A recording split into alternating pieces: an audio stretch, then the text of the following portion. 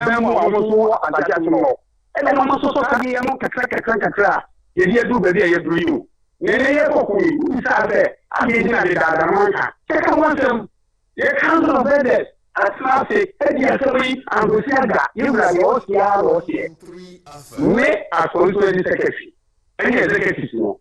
Yes, and you say, you look at the Libra. Apa you feel with any idea after Friday. So, what we can say the Democrat. Share your rank station assembly. Only Constituency executive meeting. What career? You know, the chief famous statement. With the House of Records, Parliament. Say, Asante law. You war one day one factory. You walk a plantain processing factory. I will wonder to tell more near the or Yuma. Yeah. I will go for Asante for or move for somewhere you have and yellow clear. You can go past them and you will. You have an opportunity on 27 January. Said the party for any new home, executive for any new home, party my work for any new home. You have an opportunity, you are going to vote. Simply go and vote for a change. Now the bell on you. Oh, we did it. Where you are from America, said you, but since the media offering a rope after me. It's not to make us. Hey, I told it along from media. They come out vetting committee. And so I wonder why I call city news. It is a body I ever come once them. They are delegates, they are toys, they are ready. And you are or brefa. The delegates like indeed. Oh, I remember capacity. Excellent. You're right. The face of the party in the constituency. It is only a year after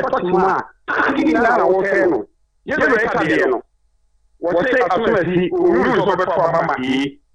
We will for Mama B. It is water the what anybody wants to be mamma. Media, can see for contest. You know we need it. But we are. Delegates now. All you say. Only the former or year campaign, your partner. This is a huge question. After 27 January, after the results, no, you have a question. No way, why?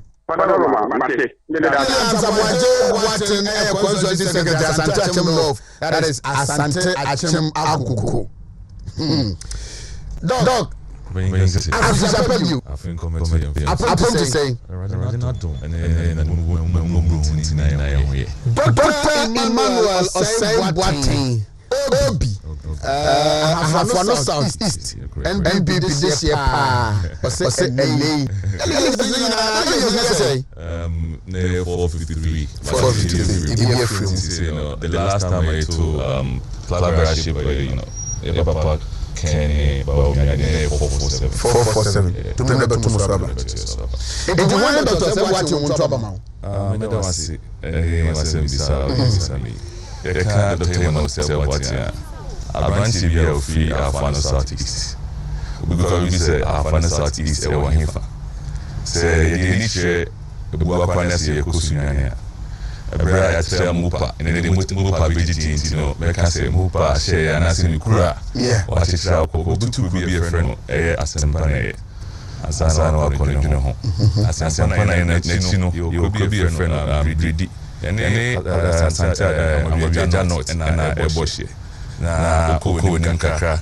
Now go room so now we want any more kaka any offense so and the boss say and any the room and it's now you group so a room a friend datro and so any datro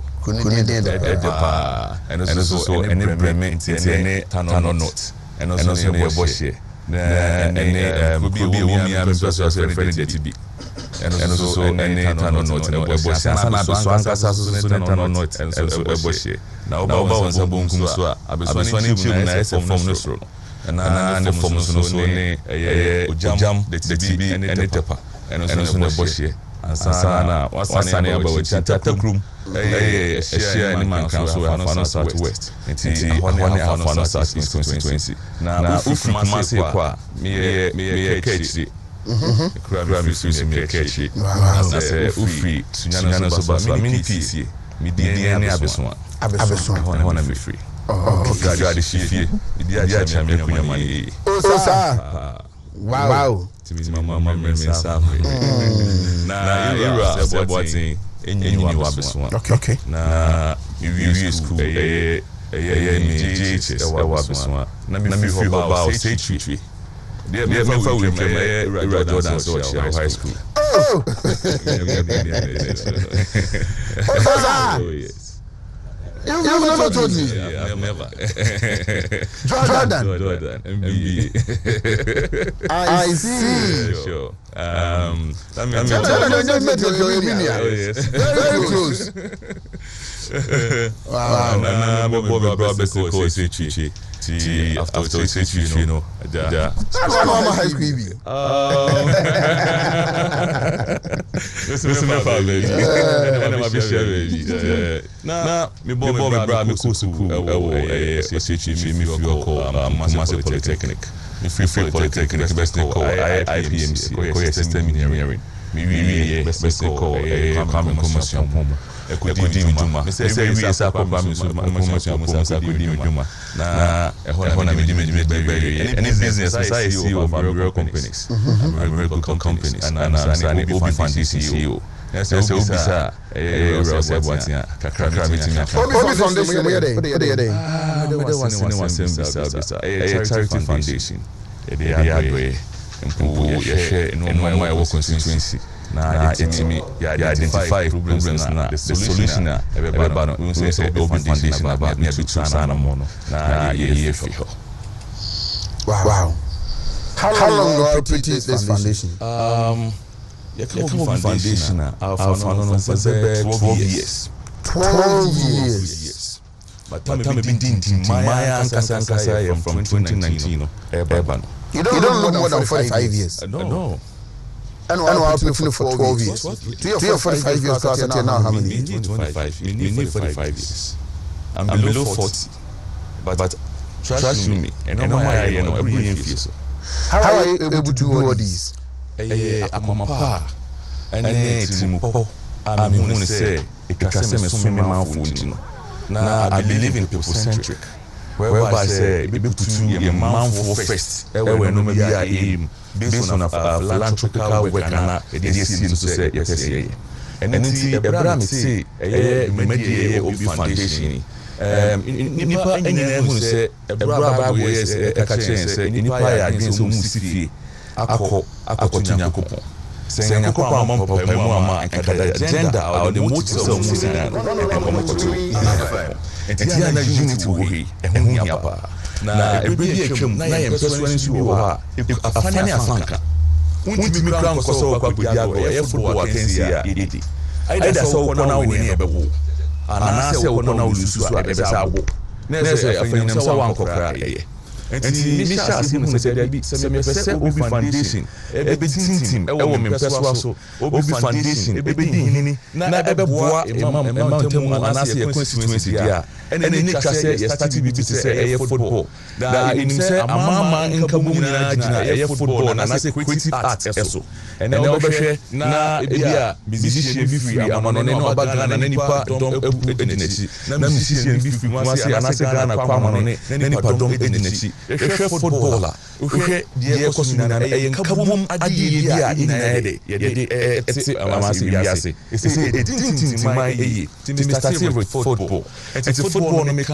constituency ni na bomo na dia ya ne se obi di sika be registration na bra of football na o butabi se wo sika eti also what is doing in 1% eti mitna se dabi se mo papa na mesom dia enya kwenya mesom wa me de ye manfo adoini eni twase me ko na me bobo ma mo bia nye registration na inshanke na ko se wona nanka e wo banta wona nanka untimi ko bobo ne ma no eti bobo ni na ria asumi bae na de odo sonko ene enije sonko be hye me manfo mfunu mu emu say na say yura obi wa ma nka wahai enti na me no ka say edi obi na kasa na manfo na ti obi foundation but na me miti to say no mo ne me ebisa na ko makan ene opepa na me di to sana mo you so yetu na mo na 2019 2020 ya ko de wu be sinsin wi na the WHO dia ba say protocols it just say orensa it just say yeso ye nose mask say be ya affected based on the awareness that is air training no me say hey mira the money yes say charity foundation e dey na meeting ya ma me manfo say be ya mo so enko sa enu mu ana say ya na say ya enko affect obi enko fa wu ema and then said they me pay for sense can't pam ho and I say your hospitals and I say are some me constituency afia kubi is Edward and then you kuku clinic then I may be meeting me at the aboa me each hospital 10,000 pieces of nose masks 10,000 pieces of nose masks me dey ko cho mo so mama ayare fo wona oba ayare sabia no on fa mo so be ya me manfo beto and another yes yes me mo balance sanitizers 50 each me some washing soap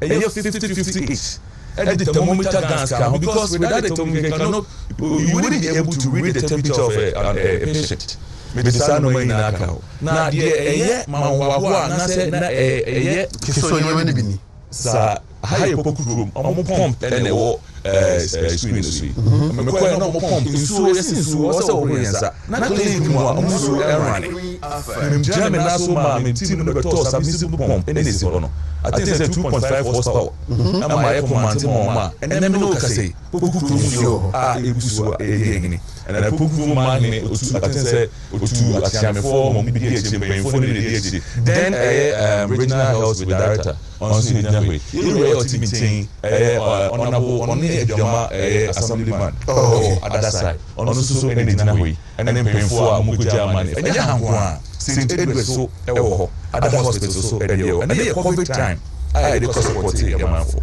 and on 19 education office you mun say you many o mudi no so mo ba no mo cheche mo friend say mo friend dash enti me bring us aha because recently because you almost 10 laptops and almost 10 desktops we mo projector and I'm in mental health foundation free Canada almost bread textbooks and I'm this kaburu kakra me say mo projector SC projector in so and so kakra was when the exercise book mo 5,000 exercise books 5,000 exercise books so mo chama constituency no community schools ni na wo chama ko do no se gwa ko ho no wa ni ta na 2,000 o ka ma me wa ngoma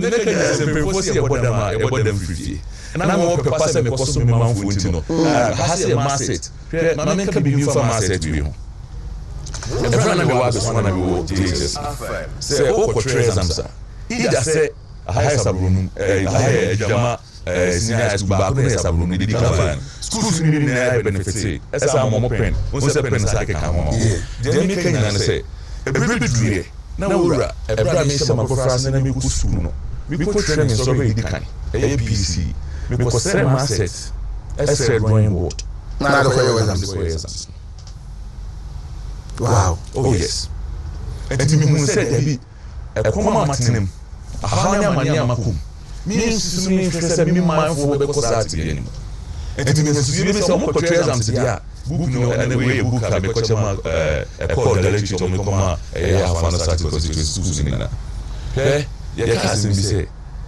nyako ponwi ni baba ku yi se ntimi kata yeah enti me mpa won say mo fra na mo constituency no obenye gina pa e wa setene mu no mo daati aye kra behwe na be tumpon ne mo yenye ni pa dodo ko aben mu a o mati ya bibi e de aba constituency na boa ama e fa ho de ni ahoto ade aba enti the man na me ku so na me kai na o ko say master control drawing board ansa na de ko so wi as ora me dase drawing board na de ma me no master na me mu no ni na asset disum na de no wanda na se no awfo so abodase and then the matter mu po e wo mti de bi ma me ko mo asset se mpo obi ni bia na abwa exercise books no so nti ama me che ne say obi say na exercise book 3 series 5 series na awo phone timi nto enfa man bank school onu ya dem ka cho say ense na de yeah ana so wo feel kwa wo bi suye de e wo di eno ko say ebia bibinti ana na ebia ona bo obi ana se mi tu sana mo no na me pepa me pese me manfo ho akoma kan me pese me de so me man ebi no se no kra na chen toilet mia kasa me dia to me so agina so aye ama constituency no over there 25 me kasa bro nu gina so boss ma omo akomo so me ma omo impo ja ukrum omo DHS from 1 to 3 erufu ni na so ma omo oh yes Wontumi me ma for how chance ni bisuni sewing machines artisans wo community mo apon mo jumadi anase mo apon mo se mo kusua de pam doctor say debi se me nyawo se wonya timpo so kusua de dia na so pese wa bra mo no future no ejina pepe ma enti me so metim da bonse ni moment e be ka tell me say asemesi anase obentin apon no hope me bro sewing machine sewing machines are much of just over 70 na obitimi na osu we abayo osu ose onim be bia na ko ba kunya machine bi e juma we ka dey picture video side na class aho na se ka be ma to so ye ya bra onye mpia na ze wonu mu so so ye politics no bre eme osu ko ni ba se de odi kaka na se de osu nyina no akwana na ba so de etina mo pe pase mesumu mai na se me de me ho bo afọ je se mesumu du ba bia na emra ene ntumi minti no ene no bi titire nti bi mpim ko yenim but opepa me wona me de me ho bo afọ je ama afọ no statistics no se me pem fo se je me nya ye bia no na ko se me pem fo se me de besumu me pese me nko me de be se me nko na me de atin fi na ma ka se me di twamanum se ahoto se ye manfo nkanko ye mofra na da chinti ana obi bitu sa na mo so me ya da che fe se de me ka se ya no pa dudo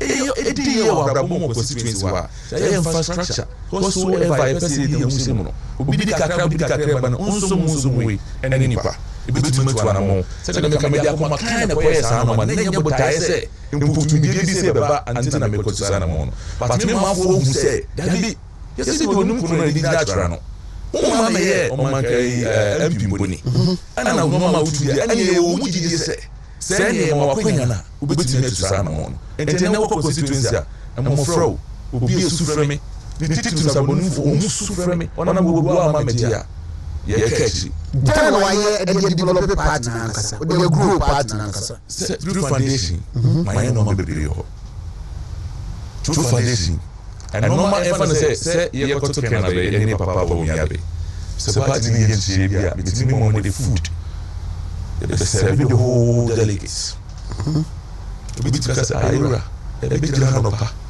to ye ni die enye wo wadua nya o de prayer and kai bia bia church wow obiti be cha me kekese nya ko punshi na de ke kama ya mano afi delegate bia be ko bia make sure say me kakra me wan say faka ko fie me ya mo and no kra na che obiti be cha na che me boba say innovations e chip compounds otu sa frame na obi na maba we asenso dia one of the chip compound we innovation enya no kwa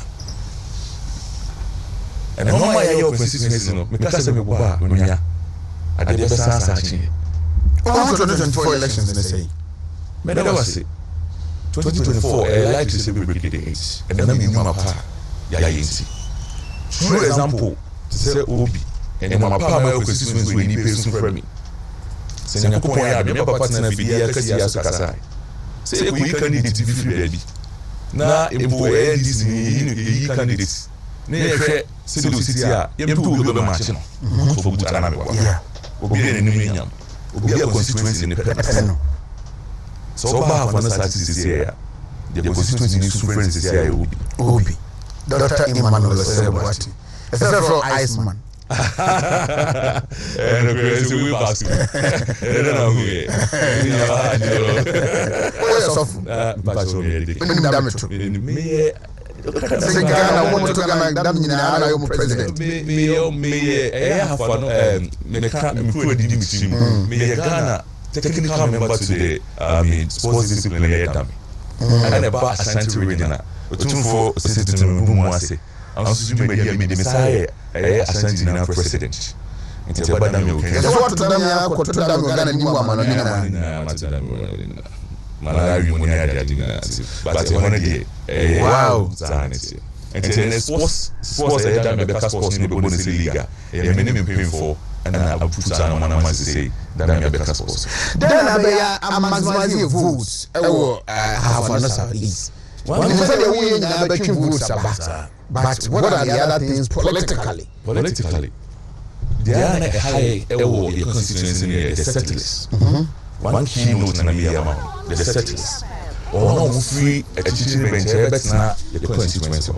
Someone say obi free baby ba na so won kan ho a mostly ya na mo ye no ne sana say you say o no ne say o MPP form but mo ba settlers na be ba na kasa no NGC for and the buyer na edukrum and ya adwum say ye to aba na ye kofom ade ya ye say betimi a say the performance of the Nasara coordinators Nasara ring you know o say simukina okay one thing I notice again simukina omo ba na settlers ni na ye mo fan team I don't be you know omo timi aba ba ye ma Mr. Becca party no na etimi aboama party ni vote na here asa akoso and one thing I'm saying when I say I was say a women's week I was say you na empower the women's wing ade ba kwa papa ye ona France da mu ne youth wing no o mani bi din ni na youth na ba ni na be say politics na say no mo bi nye hunu no mo bi nya sa o pe passe o so mboa ema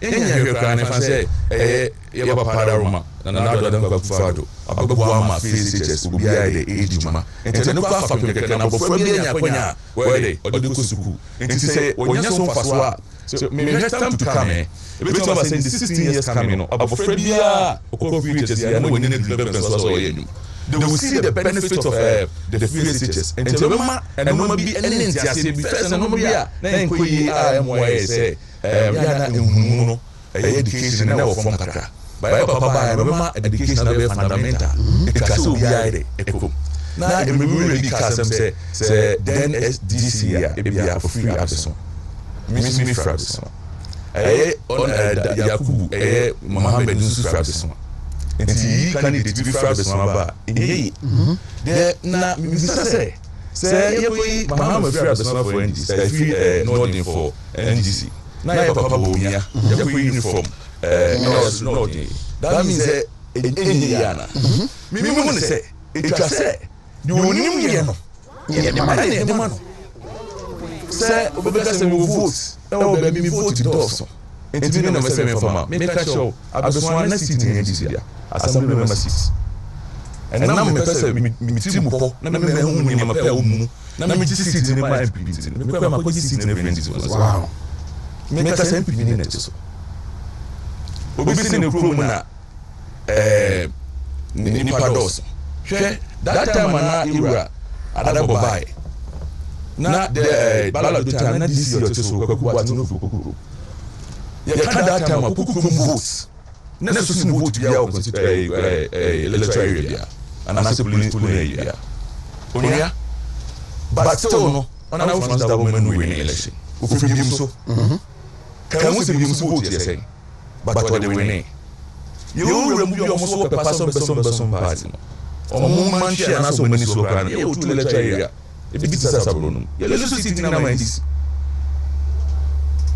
me was no man ya ka se vote ke se so there was this and baby ya vote ke se no one ye kan ye kan you bet me ya kan you bet what you are bringing on board and the papa na FCHS ya abaya manfo enye nimdia omo ko enye penfo no be nimdifo na so mo tumi sa na se papa so be so man na se won free be kura empo enye ni so abaya that means ye kana sana etu bia wo se de no mai de etu na ko ye he betimpo ni pe 250 and then to about and se 250 na so bia ku school abaya nimdifo no papa so man na and na say ni vote no so ntino ye mai ya kana se party ni man it's about time was say a church. Na man 14 no biase. Hwe yura daba we dis no freedom so. Na e papa da bo freedom so. Okay. Tia we dis no. Na we dis no. Obey MP krapen. No obi so. Number 1. Obesa be dis no obi so. Na me papa da bo enso sa obi so. Omo ye adwuma da papa be omo ye adwuma. Omo yantu obi antem asem. Wow. This time I be this Kofra Beswa. MP Kofi BMS number 1. And I don't was it. And the unity party said it was Sunjazana and Bajana and coming in second and Kabuno started film. Yeah. Nabama party in schools and Akonkai. Now I said Aboswa you 6 polling stations. Some people are historians. Okay. They understand the dynamics of the election within the constituency. But you have to prove beyond doubt. You should work effectively. To say example, Nana Koba and Nidio Sabronum seats in the NDC, the Martin Yama MPP. Then you say you Mudi and Tianco Traba and to make catch them out from a 20 Messiah for say, it's not about the vote, if free back. Nemo do bet me ye Mani Kurumano is to friend say, Yura, you didn't say you had to walk and I was able to sign already at the Mai. This is Tia, and I say, I'm Brasia Council, maybe catch me Papa, 2 years young for say. A Bram of this year, Dr. Manosel Abbey was someone ever considered at the Brasia Council of a small, some passo. Now, you say, on your coupon or Yashima passing, or the Bequeria pa. Now, I'm Brasia Council and the Besson, yeah. Say, wouldn't say. As my enemy can't a party walk on me, a trust him as say, or say, and Senchenia. Used to pass as we can say, or better than Su, no audience. Never be serious now if you say, Unusai and Kabum so kind of fapping Misa. Because Papa and Nababa, as soon as you are Rubaba, and to be patient and a Bushafo.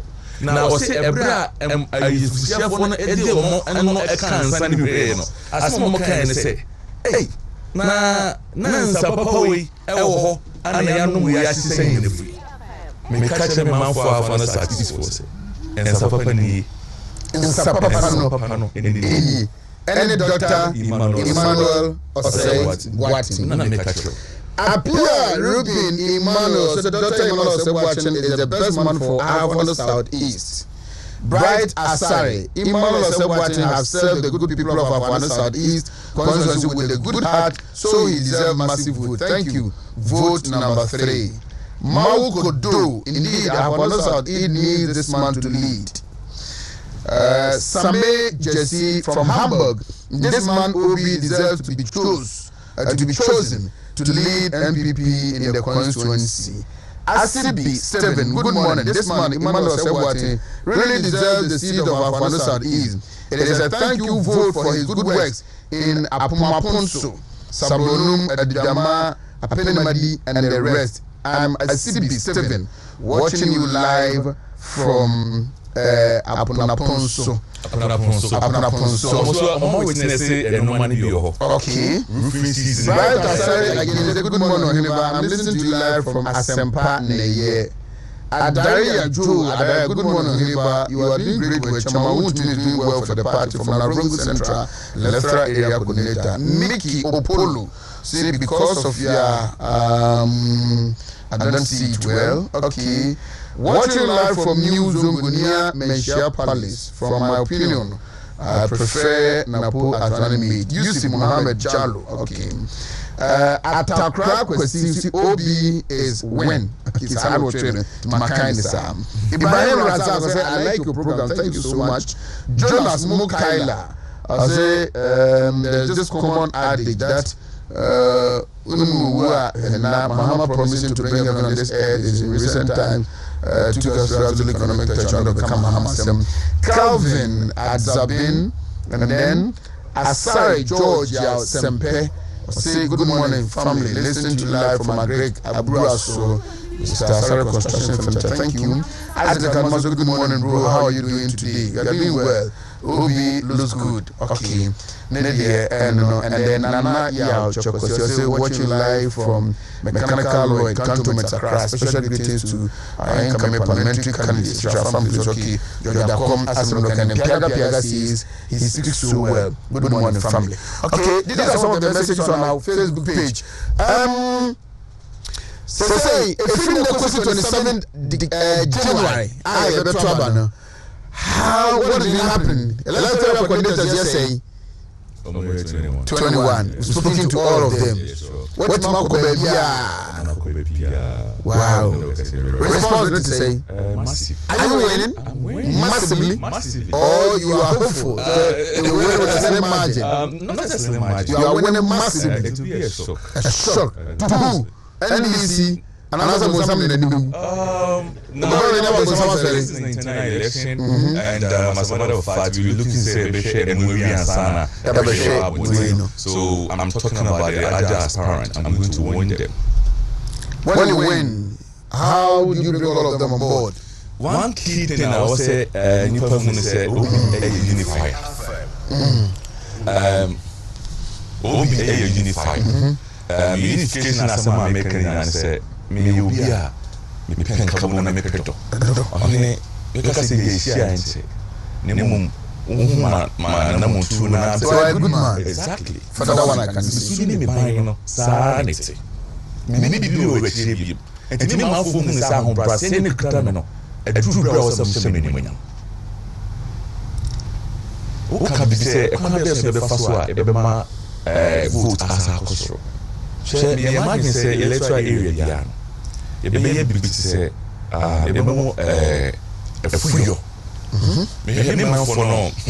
Our Fonzie and Coupon a day as I Doria chain. But Diana Highness said, I can't hear. A trusting up upon the come now a fool of a bed, Mutimita in your Sobanisican, and I ate it. But the team knows what in catch a year for us to 20 years. When you come and so much about, you be Hansi, you be shit, a Yukana. Now, your papa, Sapizam farm in Ayano. Hello, which now will be a body Kaka, or German Kenikaka. Now we have Manchaka. Now, what do you need to be 50 minutes? So, you know, I know that Sebiswa, we can do to Pano. Now, or the Baco, Aqua to fee, and the Beton, and then the Baco Bacoma. And the Cobasa, a year. Sika was a Baman and one as a constituency. Sika in a day, in the Zima. Did to be the but to catch a mouth for say. And now the papa and now Brazil consonant small besomo. And no man me go from the ye cry. Maybe the boy mammy papa, I'm a cry, Abipija, our constituency. Now, me and pay 4 times and let me catch him say, a crime of us meet my enemy. A woman will be on a free hour year. Nakandia was so young, and I pointed to 40 minutes. Maybe one will be answer, Cassa, a queen woman or somebody. You better say electoral area piano. You better assassin come, you force commission, you a great officers, you better not get home. Now, I say, assassin with me, I say, you find your view. The infant said a bro in the Assassia, you could just so no band a bro in the meeting of himself goes here. We are a Canada, Nigeria. The American say, you don't know Asana Fanaconeria. Now, you want to say, you need a great voice here, and the mechanized way, you might be a 100 acres of land. Now, you try to be castle. Now, I am for me and need to know more constitution, and I say, lecture, and I say, serve you already. A constituency, and I say, lecture, already. Say a boat, Echo Manjumano. It is Sama Manjumana Sabaco. Nasanakoya, Domana, Bruno, it's me for the Topafina, the Opam, the Oja, the Opam, the Oya, the Oya, the Olo, the Kakuka, Munia, say a 10, and I have put us near 5 steps. You need 50. I employ the 50 to electoral area. Unia, a simple and before I need to head, you jamore. Sassy Canada, and Cobasa, your money, red MPU. If Kumana, but not say Elia Cotum. Said the Bayer, that is a baby bunny here. That's also where Makutu, the But you don't be there creative job at the electoral area. Electoral area 21 electoral area. I mean, we are 50. We employ 50 electoral area. Onya 1,000 and what? 50. Wow. And you are good. On the job side, creative arts. You are more fra. Onya ko mission me bobo pa. Mission na so bobo. I me bobo pa.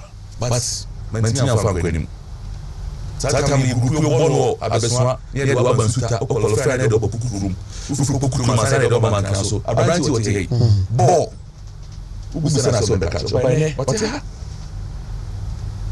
Because you are many creative arts. If you more fun and we are talented, no. Then you put time and say you point out do na say try and say for them ba. You be the critic, you be the advanced at least 11. You be scouting more friend from basic. Near your most why man as you focus on say about Premier League. Now before that no as I move Premier League no. Na players ya do mapa mo na ne ya beto to mo because na ba for contemporary so we training para o call them life. Obi bo o ne catch our ya do be sport na say player meeting at no. Right. Dr. Emmanuel Osei Boatin. Oyesofo. Me ya dekin. Survey. Assemblies of God. Assemblies of God. And I mean you say dekin is so Pentecost. So no wonder. Me no be catch to na me akwan. Probably ever said the come you before January 27th. Yeah. Kakra me catch me man for yeah, we are number 3. So number 3 on the ballot. Number 3, no. And some kakao. Every vetting. I was discerning. So besides I made software. I was discerning. I was speaking with the Holy Ghost. Say, "Mama, direction." So asema onyankopon na mo kokoso kasa chem ne say. Jao mo pray the bibia na say wo dia osabeka. So we cannot pick it. I stand there, or I stood there, and I don't believe what left is what I went for. Maybe pick him number 3. So when I see because I'm saying Jawba, and then and no chain. You can't painful about the air for us at East Swa. Yeah, Papa Bala do be in it. MPP. One of Francis that woman MPP. The 10 candidates are by Dr. Emmanuel Osei Boatin. So the number 3 no say for statistics. 200 for. Yena na mahemfo. Ya so for imams. Su ahun abefo nyan han. Adu bra also mo didi Emmanuel Osei Boatin ba. Na me nsa ho bra se kwa so masumo no. Mo meni mu ase. Mo be ka 200 ahun akoma. Say a prayer ye ne be enam no sumpa wono ne no makaka wadane di e constituency no. Obasumi no kumi akasa akrapa no kwafo waso yi. It's mystery. To any say for mo kwa number 3 under the ballot. Eja oba Amen. Thank you very much, Dr. Emmanuel Osei Boatin, our Southeast parliamentary candidate hopeful. And just about some 9 minutes before he hit the hour of 9. My say, and I'm a lawyer, Rapoku, and say, Bekwai, star boy. Menon so Abetrase, Eddie, and Como. Wontumi 101.3 FM.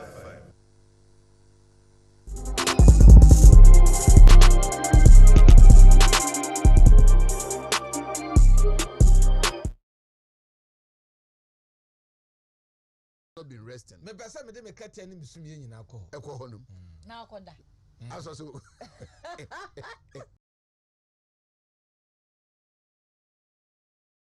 Ni kofobia wo no ho 2 million bi akofo faafo mo amasa.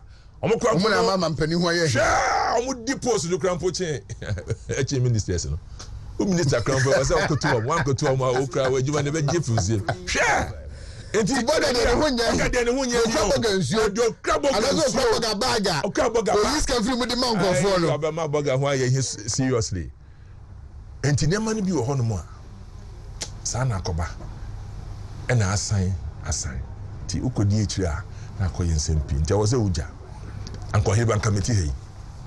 Na you efie. MPP. Your co-position 2009. Crampo na yentumi nkasa na me forming group afak ye kasa ya BN9 ne atamos campus was say organized detractors afak I describe them state of the nation's address was it organized detractors no yeah distracting no right as here ne kasa ye shake foundations prepare niama ne prepare kwan mu MMPP be bog go be share go ni simple we are near Kaza on an UFA the Kaza oh yeah ala no say oh yeah kofo boy oh yeah dey on here the work two baby you fly crampo the aton che so I say na amanfo bi wo ho ebetumi aye e bi aboga na mu de ankonya ye crampo ko pushi o na amanfo ne nam nche elite for no oh we afi de one man kofo bebre e wo ho crampo no bebre abemabu be sanse na wo sanke recognize you kakra such as here to one kaza wo party for bi ti hono mo no mu dia ohun se sankrofo na akodi awomi echi anahu ohun se bawomia nyame na yi no ohun se omo a na ewo so mu dia wo no e na akodi nechi ohun se eya ye mbusa ye hun se de na wo ne hun tina opare asa munya na gidi o mu se de moye twa mu mo nya so mfaso no ono de moya mu benya so mfaso. That is what Ghanaians should know. Pamne Japan baba umia hu neni nuane nam all the time cuz you're genuine. You can see, you can read. Once again, what is it about him that you have so much confidence in him? Because obia sebi. Ankomenam mebusuane me MPP family. Intino Imenya bia menemu. Different from say bia the boss mpo. The boss they started politics from the 70s into for over 30 years now, a generation of strength. So obey Mampeno, he had a lot to satisfy. One kofo be to satisfy. Baumia ni dia ne wa wono. But what I say, into butu say onu dia ni ye straightforward and accessible. And then ideas ne say power to the people. Appointment I say your modia and your constituency be obi amfambra. Na mu say dem ye ne. Into the ideas ni different. And so different. Make me the unknown and the boss are to scale. They are so different on the scale with the hugeness of Nanado and the network and the sati. Or the mawom into menomania bino. So it's not going to be a replica of his boss. Never be a replica. And one thing ama omu bebre na eya owo mu no. Omo hu say Baumia is and no so no.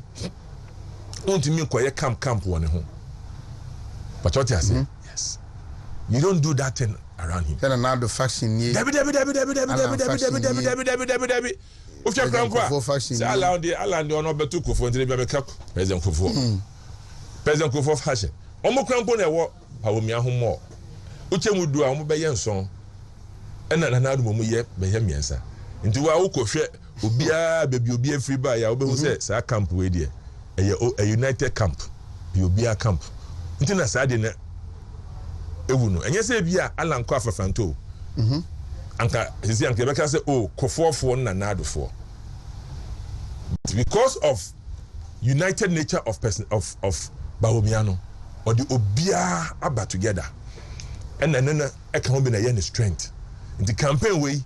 Any former DCs, former MPs, omane one left, omane one right, former executives. You know, omuni na neba be ye juba. Oyeba, mi constituency kwa mashasi. The former DC, ome kodi ne chini na nipa be ye 10 bi min crofo bi no. We share omuni na 1 the whole week ma. Obia is so happy say they are all coming on board. We are putting everybody on board in breaking the ice because Baumia sana ni suba ntie. Okay. A united person. It is what in the I was say usua bibi na wo say bibi a wo bia no you are uniting. Into omo e ko primaries ni there. Aso there do omo so there. They have no idea. because this time around you list ejuma wo ye na ya ma KPIs na ya sanso amake usuni wo ban no wo kasa ne we just say wo be ye PC na what means we dey book and paper PC our parliamentary candidates ye be you no I'm telling you munya momo mfa omo pe anazo mo ne omo ho sa that is Bawumia for you a different thing me say is it like you will be designing a code of conduct for them. Your conduct will be there. Your engagement will be there. Activities there whole year. To be able to be there, so my teams and monitor. They're the over. And our personality is number one.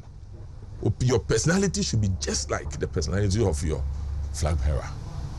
Personality is number one. We will list at the end of the day. We hear Juma and so now you mark. We hear a penny of flower could cry. 1, 2, 3, 4, 5. Sir, indeed. All my co-primaries now wish them all of the best. But Oben said the campaign of Bawumia so be different. Obian can show say Yejuma, nefa nkabom a Yejuma. Obeda form crowd better form.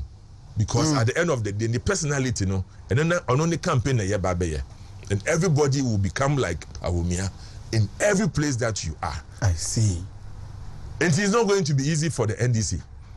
In Ashanti region, I'm telling you. Nanyame your pe.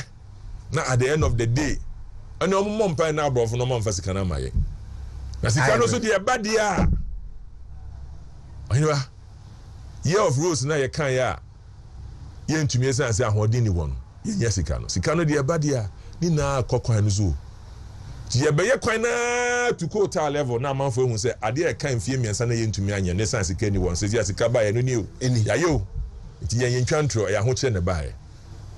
And we are going to get a lot of Ashantis to vote. Because the NDC will do everything possible. Say, almost take car one and say, almost take cars one, almost anything, almost call for new. Me call UK. I started first school.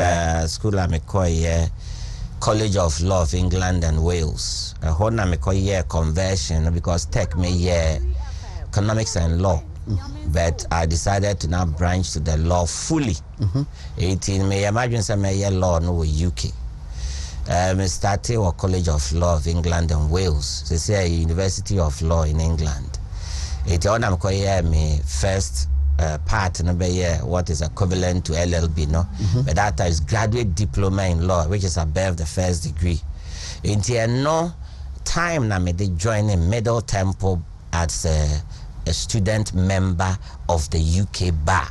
In that's at 2009, I was a student member of the Honorable Society of the Middle Temple in the UK as a student lawyer or as a student bar at the bar.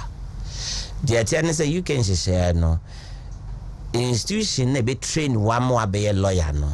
A separate from the school now will be into your inns of court no 4. Your Grace Inn, your Middle Temple, your Lincoln's Inn, and your Inner Temple. It may not be Middle Temple.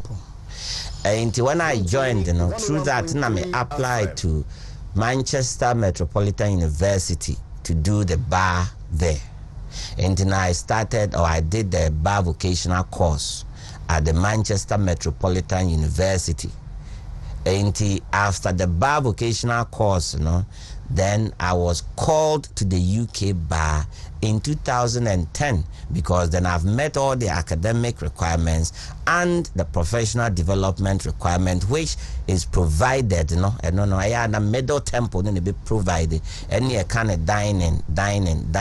You also number of dinings, my trade any so a Juman any so it is apprentice. It's in 2010. And you're calling me to UK bar. Now UK bar, when you look at the certificates now, once you are stated, say you are called to the degree of the Atta bar and the Commonwealth bar.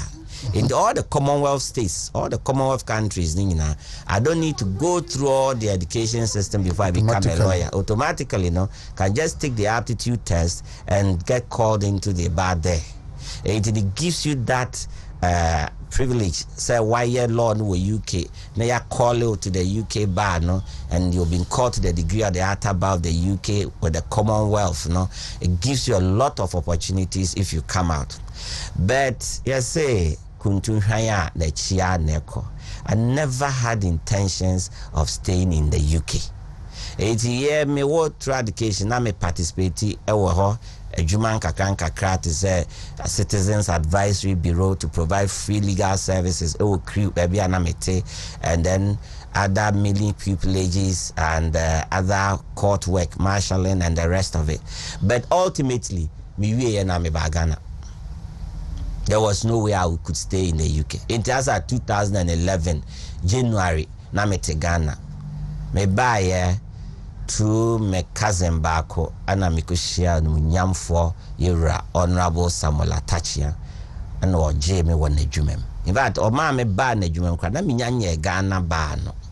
And he gave me a lot of training. He gave me a lot of opportunities to understand the Ghana law. And by May na me remako post call no na mate Ghana law nenso asi ye pa. And me call Ghana law school no. Me just 5 weeks. Me that batch na ye crossover and very quick, you know. And by 2011 and so they are calling me to the Ghana bar. And from 2011 na me be Ghana bar near calling me to Ghana bar. No, I have since been practicing Ghana as a lawyer since 2011. Many era attached na ye juma from 2011 to 2021. Me ya 10 years. Hona mi share a nipa titiwa me no ono mo ye juma. My year cases ni been so challenging cases, very very challenging case. What Malcolm disaster na back up and cancer board to Malcolm disaster then Bugu Accra the insurance issue. I handled everything. What share case with say Lebanese rapists matter by I handled it. Even where this matter denunciation Bearmoon Sutakwa MP issue, I handled it. Obini matters be Ghana handsome ne buying na all Obini matters I handled them.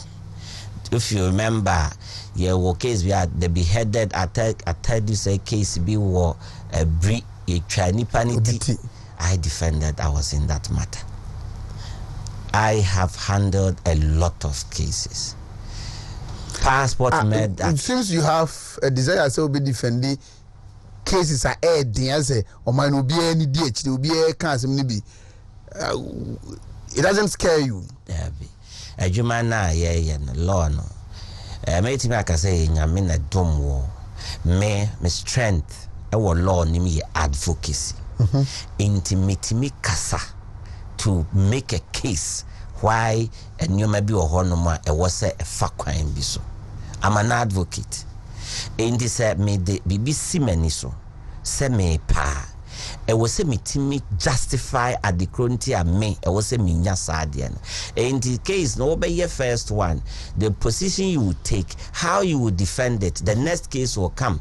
And as I'm be a bar. Obetino obiafro asem kwa betimi akolo ya foforo o hwe ni na ase ni esi soso na danfo ne me obefre me asem we de gina mu ye nansi it happened case lawyers bear me and say Nicholas I think say BNI case bia yes ko one Fidelity Bank in some sembi amwa jumpy bill and all manner of the very serious matter. But one lawyer no one in some recommendation well because you see some of us we don't give up in life. Me free a very humble home. Me papa not on pano.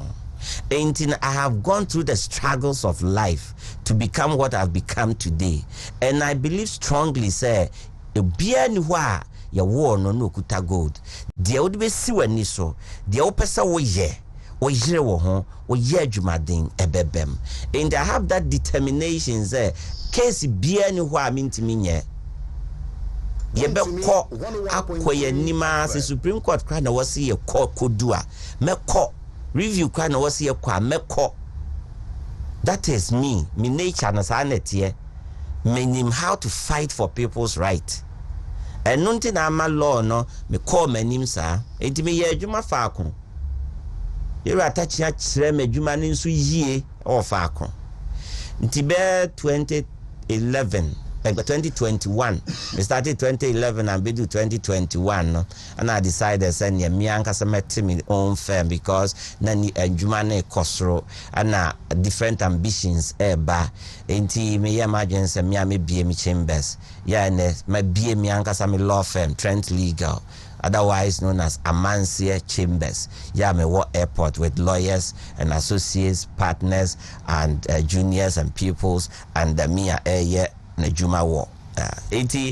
I have stayed there in this profession. I've stayed in this discipline. There was a achieve as a lawyer. I think me drew me peak. Because lawyer Biao start here, who dream they say one day you become a head of chambers. As I sit here, by the grace of God, make me I can say me a head of chambers. Our Trent Legal Amansia Chambers. That is a big feat because your lawyers need be 1 man 30 years still be chambers. But I've opened the chambers and it is very, very, very active chambers. We are involved in serious and high profile matters. And that tells you that I am this see many so up and son Americo school cry 2007 no abem. Okay. Now that is me if you ask about me. But there's the other side of me. I double as an entrepreneur.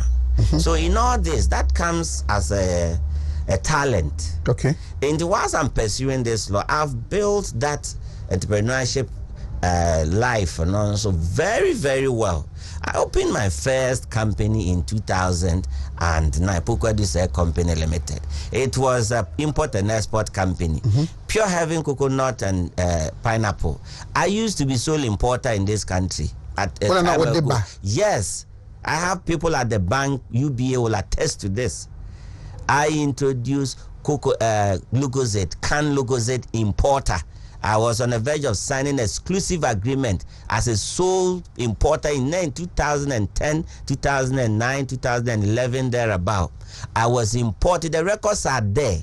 Pukwadise Company Limited, I was importer of these things as a side, as a hobby when I was a lawyer. I did this thing up to 2013, but I realized that only a time consuming. I even went to the extent of branding my own energy drink into this country. Round Cool energy drink. It came on the market. It was similar to Red Bull with some yellow and blue packaging. I introduced that onto the Ghana market as my special product. So I've done all these things in the past until 2013. Now, 2013, when I realized that import and export as a hobby, it was becoming time consuming. That is how it is because my papa is ready for. So I adopted that life, as a hobby. And it came down to 2013. I decided, a time consuming, and I will elevate. And then I set up First City Investment Company Limited. Ultimately, it was to go into real estate, plant pool, and what have you, farming, and the rest of it. So I started by going into plant pool. So I imported excavators, and then I was hiring them out. If you recall this famous incident that happened in 2016 thereabout, Tria DC, and there had been some apprehension of some excavators and what have you. One of my excavators was involved at that time. So because of that incident, I decided to then move away from the plant pool completely, and I sold them off. They were about, there were a lot of them. So I moved from that plant pool business, and then I engaged in real estate since 2017.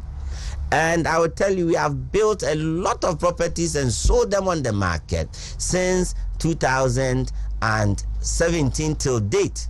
If you check on my website, you realize that First City Investment Company is 10 years old. We celebrated our 10 years anniversary last year. That is on the side. I decided to incorporate other businesses under the First City Investment Limited. So if you have heard that 3 years ago, I branched into financial institutions. So I set up First City Microcredit Enterprise.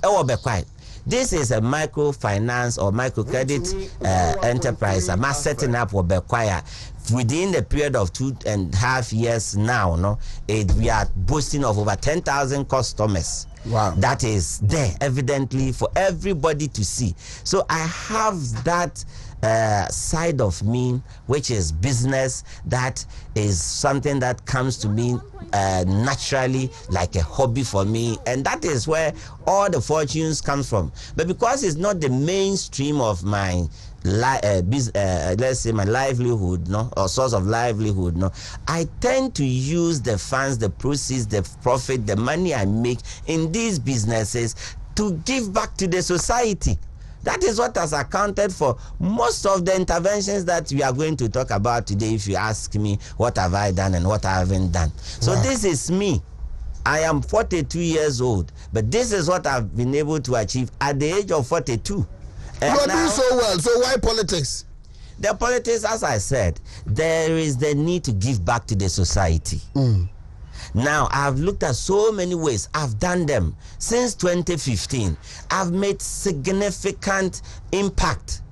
Ma boa nipa tam every time anyame to me nsem sika enye wa ho odin na nya ho eye nyame anade dom wo na nyame di sika dom wa e wo se won so de dom nipa because enam wo so ana nyame be hira obi biara enti a free sa 2015 no my year philanthropical work bebre oti ni o mani bia o yembe show run me through. Yeah, cause you start here free be kwai kakra metimi aka they were printing na never yen be kwai enema ma yen be kwai we nkan MPP ho enema me ye ana menya mfa me kra nje MPP mu me kro ni esi community center near sa school okoje so GHS me mo 500 million 50,000 20 this was in 20 I think 2 years ago or 3 years ago. Over 2000 and me mo 500 million then 20 me pese me ka ebi kra wage say 2015 me ebi 2015 2021 ye nuanom Muslims a war bekwai me support one financially pa and your my year since 2015 me to me boase na makeke bi a show o hwemu a yes in Kalano schools no manual competition mitimi boa omo about 12,000 then this was in 2023 last year wo hwe zongo and your mama ye wo hot since 2015 omo ed ni nyina mekoboa breaking fast and then nkeka ka ho from 2015 na onye wanye so be imagine say me be MP na in 2018 na me imagine say me be MP. And so NPP team back of their Congress me boa wo mo pa 2018 me boa pa na o ka Wontumi nkanwie 20 mamenka assemble ko ambulance na ye obekwai ambulance ye obekwai ni etiduase ni ni office answer cry me di me ho beje politics man say 2021 me ankasa je to me so ekosre district health ambulance was omonkope baby ye go nya dan to bi wo old Bekwai hospital me gina me na so spending more than 500 million 50,000 more than that to renovate a complete office, put up a toilet facility to bring the ambulance service no to that office. Yeah, and na me no ka say Bekwai ambulance service sa office no more pretty free. Sata na me nyanya imagine ka say me pe MP. Anyway me ken na me nyanya imagine say me pe Bekwai MP. 2020 euro say usuka say won ko biem eno na ede adwen ba say ene me prebi na manya say di bia na ma use na say leverage na metimi atre me mbuanim. It be say why do I want to become an MP after all this? I me pese me nya say di bia no na me gina so na me wo say ne de constituency ni na adamabem na de metimi aye ede aboa from private sector me de abeboa na de metimi so advocate medical catch us me a lawyer me strengthening advocacy. Yes. And all this parliamentary presentation no it's about lobbying. Yeah. Who do betimi a lobby dia ba ukrum eno na odi bibi be ba ukrum wo contacts wo networking eno ni here because constituency na at use say obenya nyina so say me na me ye MP wa ha enti with my office no I am going to lobby things and bring them to Bekwai so that I can help improve the community and the woman my ye de me be ye say kroni nya ana o man me ye wo me tu mu a enkenne me so me nye me I owe everything I have. Me can say nyame enmonyam. Say Bekwai constituency na ma be nipa me ye. Bekwai MPP no started free me fie. Me papa ana ye first elected party constituency chairman Bekwai. Me papa owo me Kojadu dodo na friend Fairfax. Ono ankasa. Oh sir. Me papa owo me no magazine. No and the first elected constituency chairman Bekwai. Answer no be first elected constituency chairman. Na chiri ba 4. Honorable Kofi Pokwe is a former MP. Yeah. One than the acting constituency chairman Bekwai between the 1992 to 94 now. My father be first constituency elected chairman. Odia kopem emra yedi yura from His Excellency former former President Kufuor eba bedi president. Ono ankasa personal contribution to the Bekwai constituency obia no obetimi age ho achinje. Ono ani bottom sika no DJ first party office my party no Bekwai constituency. Ono an sponsor party no Bekwai constituency since 1992. Nini aketwa ni euro se usu nini aketwa ni euro akofia du sei wono ansem no mu nyina afri enti party ni ye abusua baako Bekwai constituency no ye abusua baako enchichemu bi anim na akoye se ye betoa ba na afi ayese factions bi wo but bibia se anim euro se usu ma men kan da fidie so me papa do no prekope enti me tese me kra na me so ma ebi mo kasetia na e kama koma ye abusua baako. Wow. Enti sana Bekwai party ni krese opese ubesi urajo se usu anam no the Bekwai constituency no krom for omo outside the MPP party for nankasa mumpani for how did they receive the news? Okay. Medical to one mu nyina anim anya one mu asem nwanwa ko ohwe nyoma na me ye 2015 eba party ni mu amaso ene party activities amabeboa 2016 polling agents polling stations Bekwai nyina me refresh wo on the election day 2016 me ye bi but 2020 there the entire constituency 185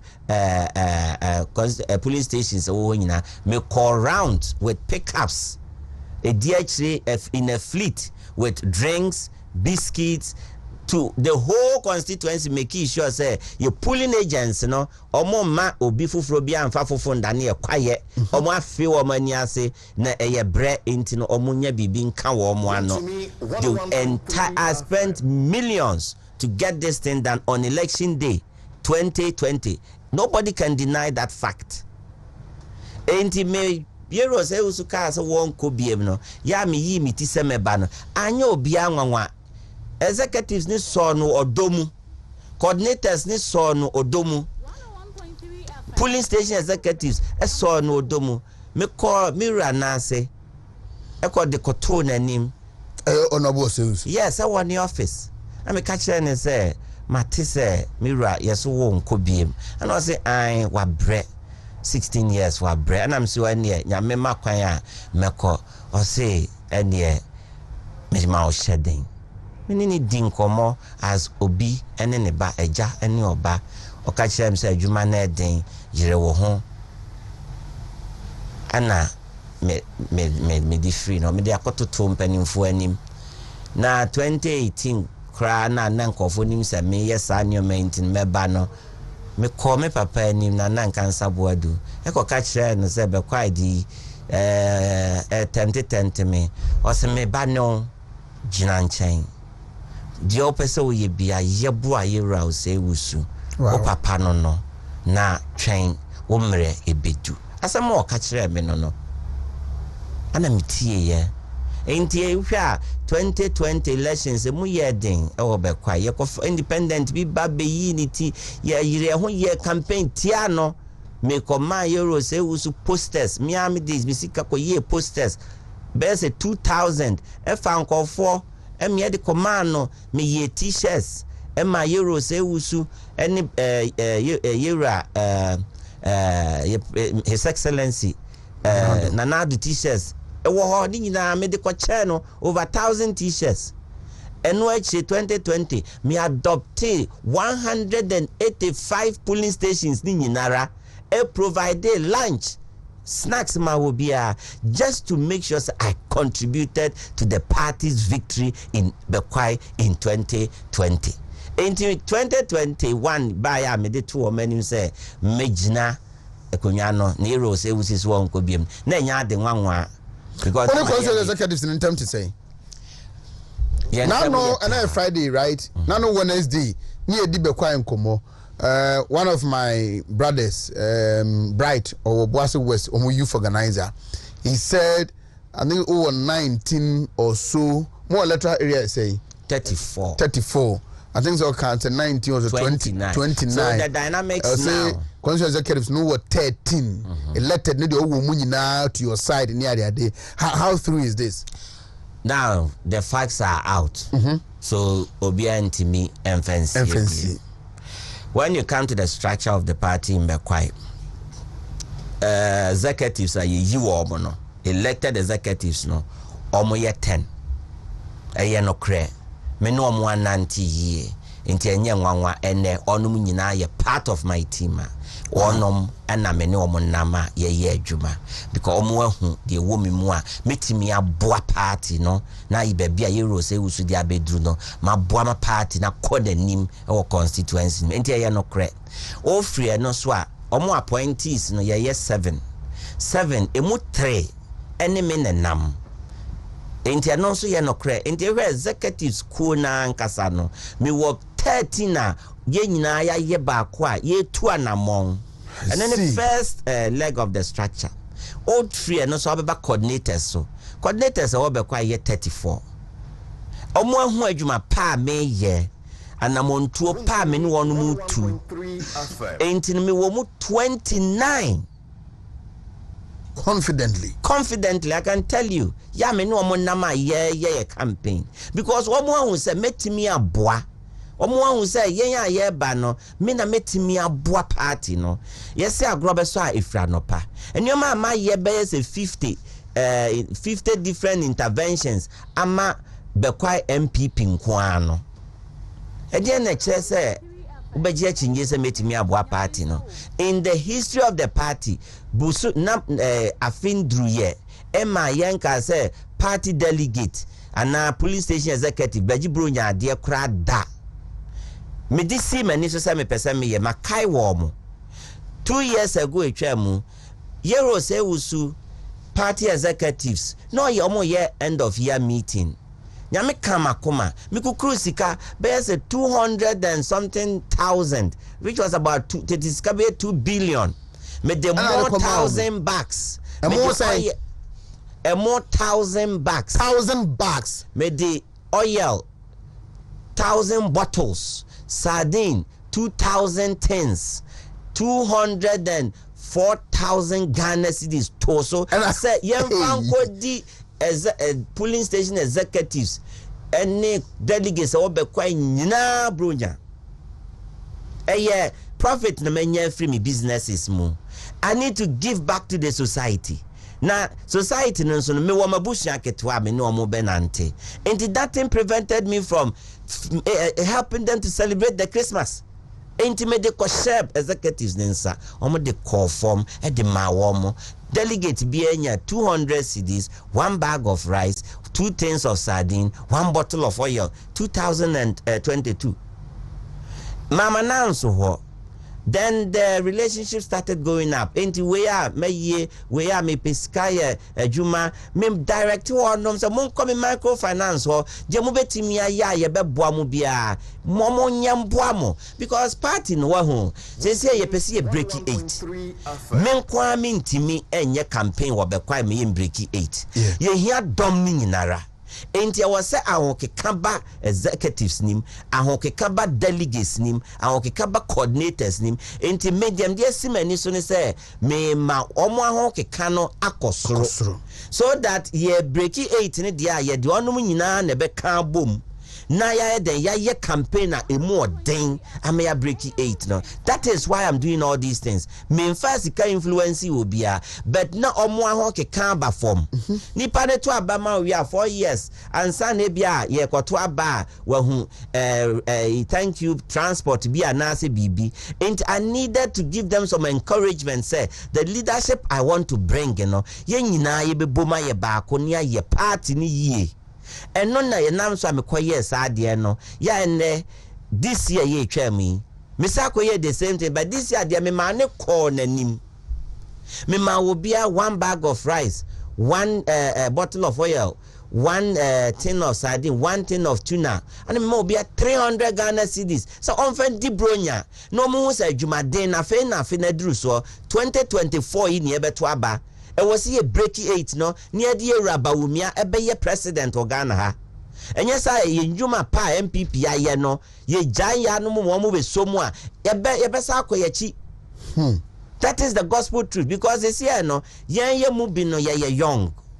Enti ye betimi akokoden. O hwa MPP say candidates are ye wo mo orphan constituency wetimi ahwemu a about 80% ye young. Yeah, memrunkwa agenda sa memrun ye kan ye ho bomu a ye ne NDC for ne the best face so ama ya break 8 no ama ya de Ewuraba Umia asi akonwa ne so na enwuma pa na ya hyehye gu ho no ya toa so. And no, I read from Modern Ghana on website. It said you have been able to do all these things because Togba Fede and a sponsor Joe Wise and make it that allegation. What? I read from Modern Ghana. Oh, the kind. Also, me kasa ye munyina makacho se yura Joe Wise or ye me papa prekope. Well, na o papa kan sem na enye no kra nye radio so ana wo se obeyi na no ko untimi yi papa no but say mistake bi na abanisa me won panimfo bebre a support me bedi e bi ne Togo Nyonyo enti me nim se bia ye din Togo Nyonyo na okay Togo Nyonyo ono ye hwan ono na ye owner of Fraga Oil, Council of State member. Under this government, Council of State member. Yes, Volta region. Oh, okay. And Togo Nyonyo. And Togo Afede ya no from aneba ne so. So obi akoti Togo no. Aha, sa na akoye. But say dem si aka no, yero say usu ya me papa prekope. Or hene ba mesrel se me emfa ne nka discussions ya ekoso wa hai ho. My issue statement. But what is your campaign here? Matise or campaign ma candidate for. Say me si dika ka kire we. Me dika kire mu say Euro say usu. Euro akofia du say 1992 no no nyina me papa nu anketwa ne wonom. Omo nyina na me papa ne wonom. And so say 2008 2009 onu mi enu contest here. Na we age na fa na we age na fa. Enti say ne me so me contest. Ne Euro say usu. Ono so can support you before fra. Enya de nwanwa. Choice. Say ono support me, the party no support me because executives no we go with majority. Coordinators we go with majority. Police station executives we go with majority. MPP party no democracy here juma. And democracy no a simple majority now here. Enti se wono nko as the MP na ko support enipa ba ko na or campaign against me hu ne se problem bi ani ho na emom the party no message me the leadership of the party no I have 2/3 majority. The coordinators share electoral areas no I have over 90%. Wontumi enti se sana akoba no ye nyina yemfa ne se yeku baako ye nyina yemfa ne se ye be kasa no ebe ba form kakra se de be ya meweni wie a ye be kan ye ho abom ne atimi aye den ya som party no ne aye adwumaden se de medical aka no breaking the 8 no ebe baso ye ambaso a ohene ba ye nyuma pa ya ye no. What do you want to add up given the opportunity? The way you know, what do you want to add up? What are the legacies, monumental legacies you want to leave with the people of the Bekwai constituency? Naminya Okwai. In him say, Ubresu apa lawyer for the Nkankadru Fiada. And your man me. And your man 9. I may share Bekwai for bo. And your man 9.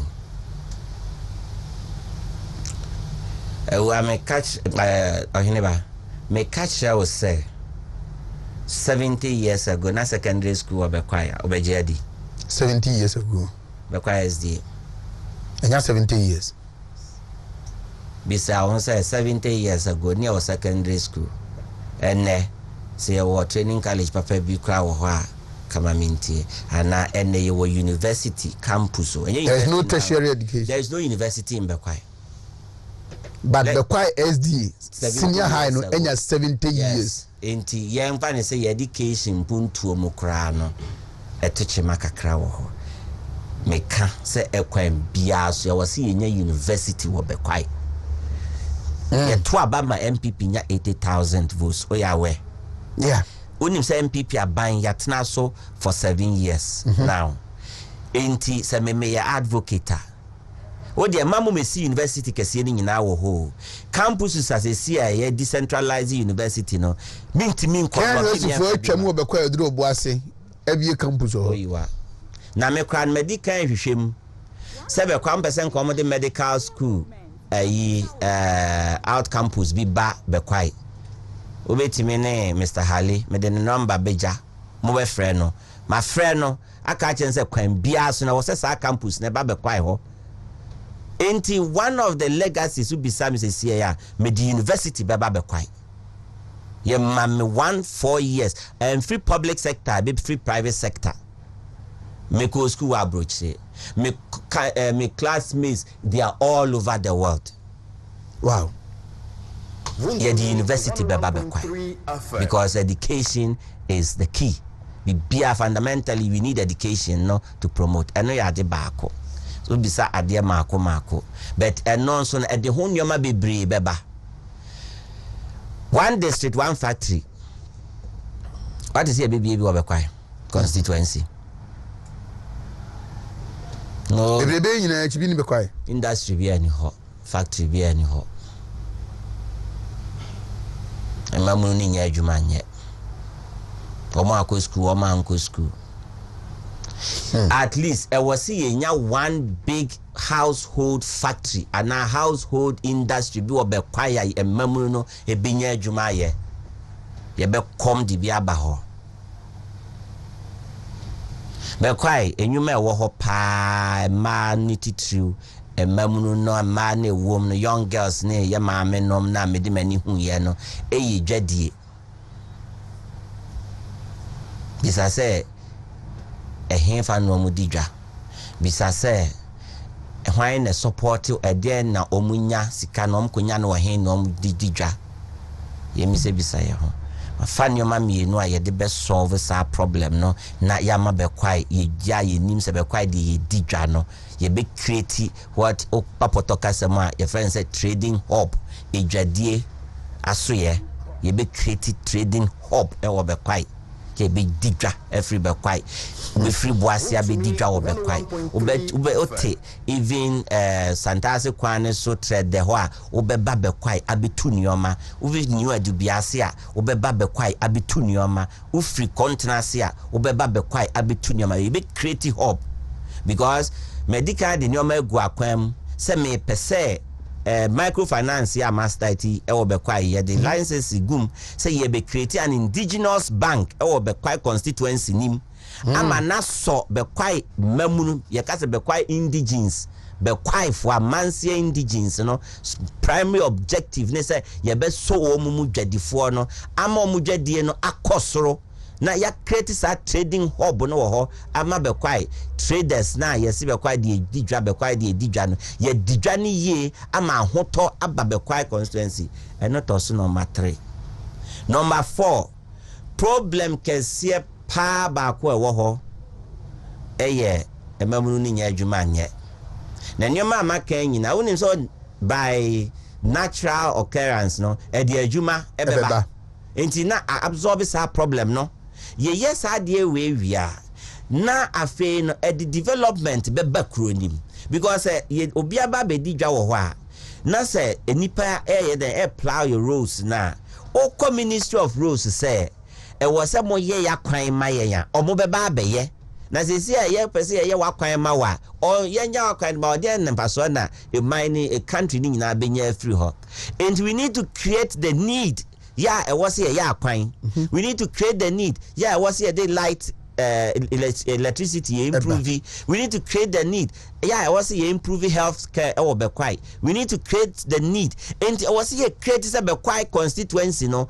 the country needs us in terms of development ye create adia kan nyina be ba beka ho enko ba se me na medi misika ebeka ko yi kwan 7 kilometers ansa na ekro bi atimi afa kwan bi so last 2 years last 2 weeks or 2 months ago 2 months ago program because wo kone yaw be kwai kone yaw ka nyame enka kwanhie sisi kwan ne so no ye kotena program na se me amenti mi ankom ma me papa ne kusi manem o hine no adesre dieti tru ne senti ya ye be kwan fa so ye efe asem ne ye mareho ahoho e ba kromu ho e de na omko kan fa kro ne ho e kamakoma na mi ni Ghana na me wa Ivory Coast before I say me ba na me frɛ me papa na nankansa boadu aye boafo metene so am sorry me chire mu chance me domo me so me keka ho bom yakɔ twa ekwan ne so over 7 kilometers ama sisi e cast mi fa so free wow enti the American kosi ni say enyoma na amaye na edoso me ka se me tena ha keka education Ghana bekwa education but o dia mo hwehwem district director no oyoba she can attest to the number of times I've come to the aid of their education where onim say bekwa ene de wiase adui last year BC exams ane nkwala na ekoye me catch us enke nkwala ni bi konwram akofa pempro asensen edi akoye ruler obejedi how ene 2023 obejedi asem ne tie kwa na mini Ghana me ye calls me catch me managers ne ba ko won kan se ko be kwai ne ko salvage sa situation no automa set mako 500 pieces pens boxes emi edi komaga education service for saudi american enkrasia na bekwai enkronketwa no ya na enni bi no bebro 16 o less no ho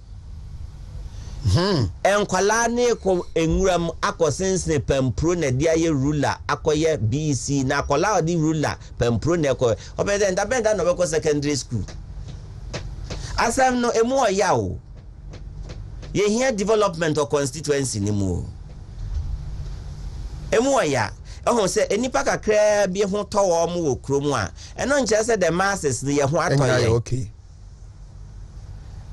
yero se wusu adwuma no waye bi pa o waye bi na constituency ne son enti at this stage no ehia mojam no ya obetimi aye den akom obetimi awurawura many madam for baaku di nkomo wo Bahamas Mr. Percentai I think he was a director or agric ministry or Bahamas and I make a chance say farming or constituency mu se nyame adoma me pese wode ni team was it Raf ye say a farm no kra ni enhia asase kra bie mu etimi de farm ni bi greenhouse ni ade nti o de manyame makwan meda ho me di meeting be free Bahamas abani abekire wonom nkronketwa no se nyom be si aye yesa nyom anyina bi ama ya improve na farm ne koso a na me ka se mpese me create trading hub wo bekwai ema ye hu se bekwai ye di twa free bekwai a bekwai be yese de atie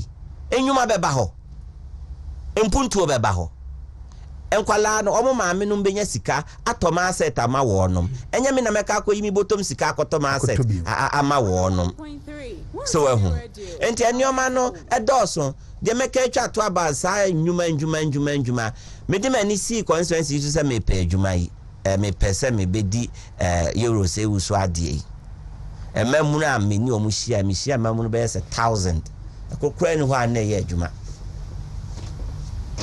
krokra ni ho ana ye adwuma yisia wa lawyer why ni nyina because when you bibi kakra man de kota aduane adi na be kwai senka Christmas ibesi enam se mamunu ni nya adwuma anye no so obi fira bonten be dada wonom yenko bapo a onom be ye but me hu ne sa immediately me de mpanimfo free crime by say mummy organize training ema mamunu no munyansa no adwuma ye start ya agro be 3 days na mamunu assign on na mpese omo yesa adwuma yi no na omo sua adwuma nsa no adwuma no matra 500 ana ye je hall any training wonom how to do detergent, how to do manufacture soap ne sa ade no ye kire wonom nyina Sadi Krame said that crowd ra MPP delegates nim e ma metwe and delegates anenya adwuma nya be se 100 e mo be suansa no adwuma bi ene sa nipa 500 ya me ne wo kasai onum nyina obi anyansa no adwuma onum nyina start ye ne nkakra ya en o makwan o mbe fra di adanse well enti nyoma ne doso na me wo different vision craft for constituency no. Well, me person me create self-sufficient constituency. Enya say constituency bibi en free sro ho ama yeti ase ho aye nya hwe. E wo say yetimi create be kwa constituency no ni pati true for wom. Metimi abobo ni pati true for wom. Me papa for onum nyina so ya me papa no prekope. Wow. Yeah. Oh hini. Mo yesa na mo ho. They say they say 4 and here contesting. What the number say? Me that number 2. 1 2. Too sure. We are yera baumia. Yes, His Excellency. Your papa bakope. Obedi party and no so that number 2. It also says see any there. 2 na ne run. 2 na ne de ko. Wow, good. Kenim de obeke twa to ma menya akwan. Ma brepa ne menyu abafia ha. Obre no ho de me kan se me fa akonya so na mas rebekwa constituency for say. Surprisingly, nipa bebe na abafia ha, but message is a menya ye omomwo outside that they are willing to come to be quiet to campaign for you. I say at the paneton ho. Now my final words ne say penifo bu be say near all pribibia back kotokono enye na bro ana edambo we ye bofri fianza na e dia kwa bonten senga me pese mi gidia o de be se 70 interventions ya makeken me ye bi wo ekrobia so na region bia so Ghana ha emse nenke bebo mi din kra chen de also ope president de akofa face bia katakata nanim so yeah, but yes e dambo we ye bofri fiansa na de akwa bonten enti na wo hu se nioma ye kekan na efri bekwai minya meye MP mponi na nyame beye madom me ba bedie MP obekwai ekrono me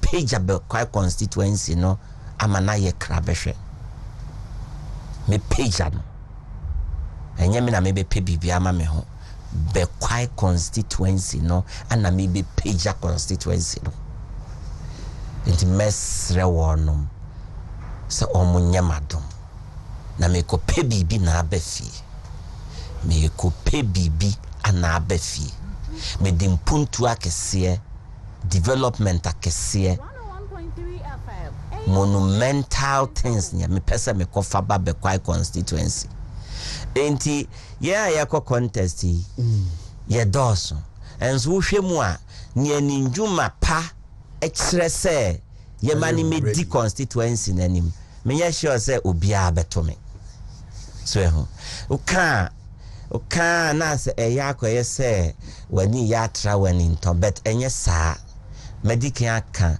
empanimfo owo mu ye me papa no mpreko pe onim mamen kansem nena muntie ebe onwanwa yura Ethiopia oni me ko contest no ni me papa no natifie wo bidi onum didi ayewa baakum me papa no nti nanka efese oba watimi ahwe no na dumpem so na ene obe hye monyam na wode odom atanachi be say enye ne opanyina ne bebem but me de hu ne say adwuma ye nyame nsa wom nyame wa ye awie eye den ya wosuru besi ahene amen nyame ne beye ewa ade na me ye no enye ma ho oden eye nyame na adom me enye me na me ho ofe eye nyame na adom me enye me na sika wo me nsem eye nyame na adom me enye me na ma promise obi sika eye nyame ana adom me na ye say de nyame pese wode ne ye adwuma no eye den a wode ne be ye adwuma wa ho masemi me ka mo mfanya mfato ho yewura Yesu Kristo na ne papa ye carpenter started ye nyame adwuma at the age of 13 in at the age of 13 Israel obeyi omufiri nkwasum na empanimfo ni ho na nkokrafo ni ho na mrewafo ni ho enso wono na Nyankopon yi no se omra no me save Israel medawase pa hene ba tamenka ho bakwa nkomo no na yedino afi bride Christian Daniel Achi mumra metena se na yento aso eni nkoma ha eye Wontumi 1013 Wontumi 101.3 FM 2 minutes generally be person odi hono nkomo bia na Achi kola afom to say nyame adaroma me afisha pa biu afin sese na nyame ahiraye na nyame ahira Ghana na good. Ghana mampani a obeso sekan kase ni mu asai His Excellency Dr. Mamudu Bawumia, who will be the president of this republic come January I still wait 5 na kwabna empire ye bo an say Ghana for any MPP beko adwin ba krom na adwuma na nado dan kokofo ado aban ehhehye na yetimi atoasa aban so na agenda na Dr. Bawumia kura say obe leverage on digital technology. No, they are developing the various sectors of the economy. Yeah, formalize the economy. Said they be buy into revenue mobilization. Base yen share na to niema obeto to bibia kama so that enfaswa a war ejumapa digital technology di beba no the whole republic can have benefit of it. Na kwama na mpese me ye bibi kakra efa MPP parliamentary elections the national perspective. Okay. There's some analysis kakra etujwa. I still need for konomu Come now, share your parliamentary primaries here for your certain members of parliament here. Enipa 400 and a PK forms so omo into the contest. Enipa 400. That's the national analysis. 400, 373 and almost submit on forms no. Obo friends almost file forms no so into the contest proper. Na ye vetina ye toto manu wie no na party no amma enipa 326 kwan so ma qualify so omunko into the contest afi enipa 29 there party near one joint say omuko unopposed, and I said due to the fact so be anko pick forms against the incumbents in those constituencies in Intino, omuko unopposed. And he figure in 400 the copy forms, 373 and a submitted forms no. Nipa party no pass you 326 and I feel omuko for unopposed so MPs are sitting MPs are omuko for unopposed in their constituency 29. I feel nipa 11 and a party initially on cartel due to certain situations and there may be a Tia Ghana constitution, any party constitution, almost disqualify from the contest.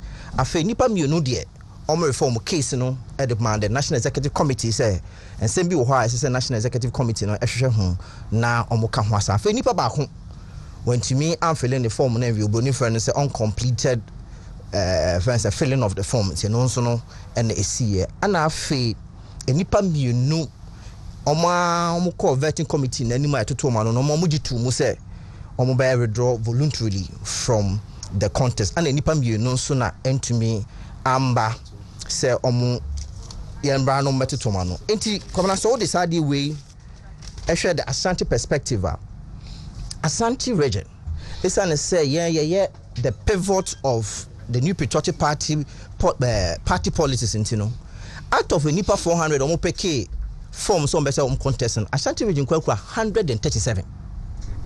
Out of Nipa say 400 no. Ghana. Ashanti region kwa say 137. 137. And omko peke forms on better into the contest. What they buy into percentage that is 34%. Interesting. For the region alone. Wow. Against the other 15 regions. It is also Nipa ko peke forms so Ghana henina uchemu miensa Ashanti ekura more than 1/3 of it. Afi omo file forms na nkasa no wo de ba into percentage a any file forms no Ashanti region 128 into 137 the copy forms no Ashanti region 128 and a file ya omo tua omo filing fees ka wo hu omo tua ya omo call for vetting wo de ba into percentage terms a na 29% as far as the national perspective is concerned afi ya toto manu nyina wie no national enipa ya pass o me 326 Ashanti region virtually every person of file be our utimi converting be a pass no it also no Ashanti mekura move 40% out of nkofua omuko into the contest in the whole of the republic afi uba Ashanti memma omuko no pose no nipa constituencies enum on pose o share ejoso Honorable John Apontia Kuma o share Bosome Bosomche Honorable Minister for Education o share Akufum and I think that 2 more constituencies and normally nipa constituencies 5 Fijase Asokore yes and I think that one more constituency it's nipa 5 now omoko unopposed offensive south yes also unopposed now adia ehu famana ewo the next statistics amede man say within the Ashanti region alone constituencies are certain members of parliament decided some move out nkron 9 come on one could be almost some could be o dey back into percentage terms since MPP cra within the region 42 seats into 9 o dey back into percentage of 21% of our sitting members of parliament have decided to buy out buy out voluntarily 21%. And until now, some of us try say make argument maintaining most of our incumbents no because so which MPs was anti-memu emu 5 emu 5 years enu yeah ba ko say on man kasa so they did not go into the contest at all. And this year na ya nto amakakra na ka the 4 out of 5 now. That means we are losing significant number of our experienced parliamentarians when it comes to parliamentary discourse. And also, I feel a ma almost into the contest within the region 12. When they buy into percentage terms, that is about 9.2%. Into this my politics and say going forward, young boy also so that we can have more numbers of female parliamentary aspirants wanting to become MPs. And remember, so 116, and I feel Mebuna a woman 27. And the whole contest in Mebuna a woman 27. And these are the statistics we share Asante as against the national statistics sanity. Good. And no, actually, no wonder. Is there of research, for the Regional Communication Directorate, Archibald Jesse, and no. Daletako. Marche. Afishapa. What did he? Why are you saying? Me did fasting. Oh, you're fasting. Midimo. Yes, when you be Diamo, I know be washo. Oh, okay. Do you want a dimano? Alaza wona odi ma obi. Me di ma o.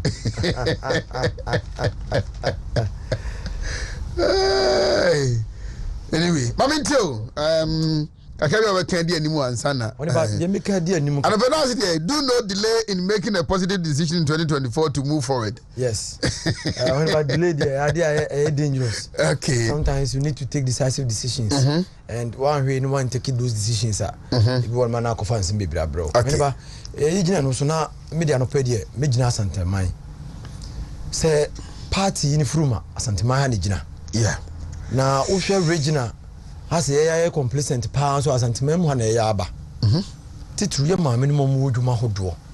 Ene ya kwa bibi say media fo ni bi. Enam say first na nke traditional media. Ene bloggers na ba.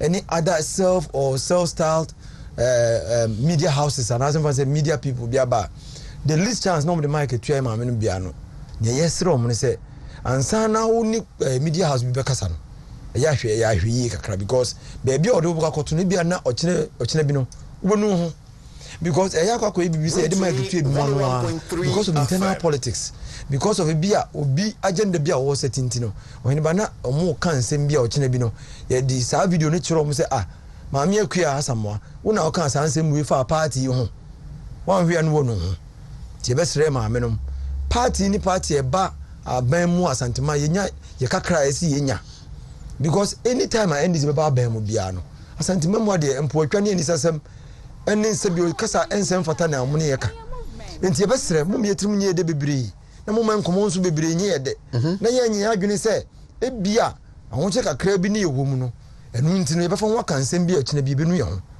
MPP ni party a ye ba ban mu a Ghana ban nyina ba fie bi anya so fa so ye fa hie trim anya hwe kura na bia wo fa ase bi ana wo nwia ba bi ba ana obi a woni ni bi o meje once the free wo se ne ba eku school o ba amanfo taking for granted na free SHS ko kai sa ball free SHS no so ba na o visa sen kasa aka no ka ba se school fees aka ho o ba ye ya manyo bi ye trim se wo ko montene na no mudi nkomo a o ya MPP ni o gidi ye se MPP ye se NDC na nso hwe abubu a wo ba ne refi no se akoda bi ba hwe ne su ni ne ban ne kasa bi a wo ka na nu nti wakasa bi kwa onto aba enti na wo kura no se e bi a kina bi wo se sam adwene se wo beto aba na nkoda ba enum ekoto aba tia party na se man koto aba boni a wodi party no esene papa wa ya ma party no ti ye besere ma me no ye nwia ma no ye mrante bebre no ene ejanum bebre na se ye kasa ne ye ye nhwe ne ye ya hwe ye adwumade a be ye nyina ha no ye ne ye bi ne ye kasa bi ye kama nkofo bi ehunu nti no wo kina bi na adwuma ye zanka ye won no ye baka koye num mo party ne hia ye mo ye hunu sa santema mu ha on about the last time na me ko ebu akwa say ebu akwa dem say ukoduru ebu akwa na ubehu traffic akra o because first this me dwon say ebu akwa first ni kro bia okuma se ha on ba me say me call we first no mo nya nwie finfin on kakra say o ma wia koduru me say ebu akwa ba bi na oh me say o dey just give us 1 year what you say ye rezi adana wo kwan ho ni nyina awia on ba ye te mo wo ebu akwa ye taking you forget aban ba ya akwanya wa yer wasantema mu ha eya na manfo bebre na e kan sembi ana e ba ye de ne ha santimemo ye nkati aye ni nyina ye ntimi nyine nyina so ko ade a chi ade asa nyina no new site ne ade ahodo opa o size ni bebre na so akwan ni bebre na anyini a ehia se ye be ye ho adwuma na so hwa akwan dodo a ye wa santimemo ha edi adanse se ndc ntimi mamba 10% of what you have done now obi anso so osunani enti ye maye tinu a ye de bebre no ye mano mbra form because we have less than 1 year say ye be ma Dr. Mahmoud Bawumia asaba beto so yin ba de emede ne se ye wo obi a wo ba bedi animu kan a wo dwene the next generation the way aye dwene oyin ba look at a man who is ready to bring us solutions on the ono nya na dwene se oba beka policies nkwa no ahwe kwan ye befa so a yinyine beka etiriba bomu won wo di adwene po anase solutions na eba digital solutions a ebe boa ama fundamentals na time be yakase aye week no ye be solve ne aye stronger na be duru ba bi minu mienu de Ghana aban sika be Ghana ti obi anya botere no nwene hunu se MPP ngo aban ko na betimi aye ama Ghana ho aye bright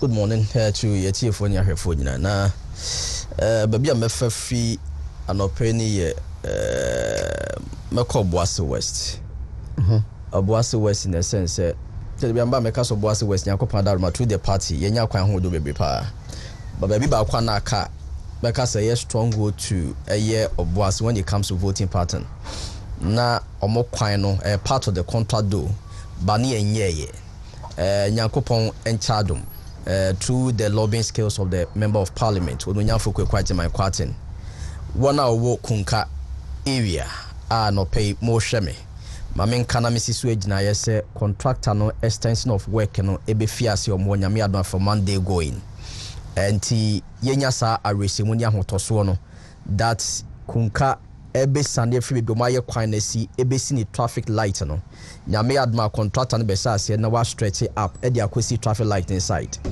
there is going to be another expansion ebe fi eye Nana Ponko Junction na everyone twem akosi eye filling station na forosoro akọ market wo holding na no contractor no ebe sa ase attach on it from nyame adma man de ekoya the other part of the stretch of road that ekotwem ekofa eye ewiase ekwan no so no eno so no contractor no so no nyankopa adom yewura MP ene mpenfo kasa sika e wo se amopede ma no na oba back to site no so no ono so enche obe start adwuma me ka we na me arehemu se sanye tie bia no ekwan ho adwuma ekoso wo Boase West ni titu ni the stretch of Boase Anwian Kwanta Road ayewura Joshop ene eye no the same person I awarded that sector of Kunkadia man on one ebe sa kwan no eno nti no munya sa arehemu ni gidi amonya no party mu no that say MPP aban anye sansiesi we amfa mamoa there is no way mo betumi enya aban foforo bi a obetumi aye and let's set this one on record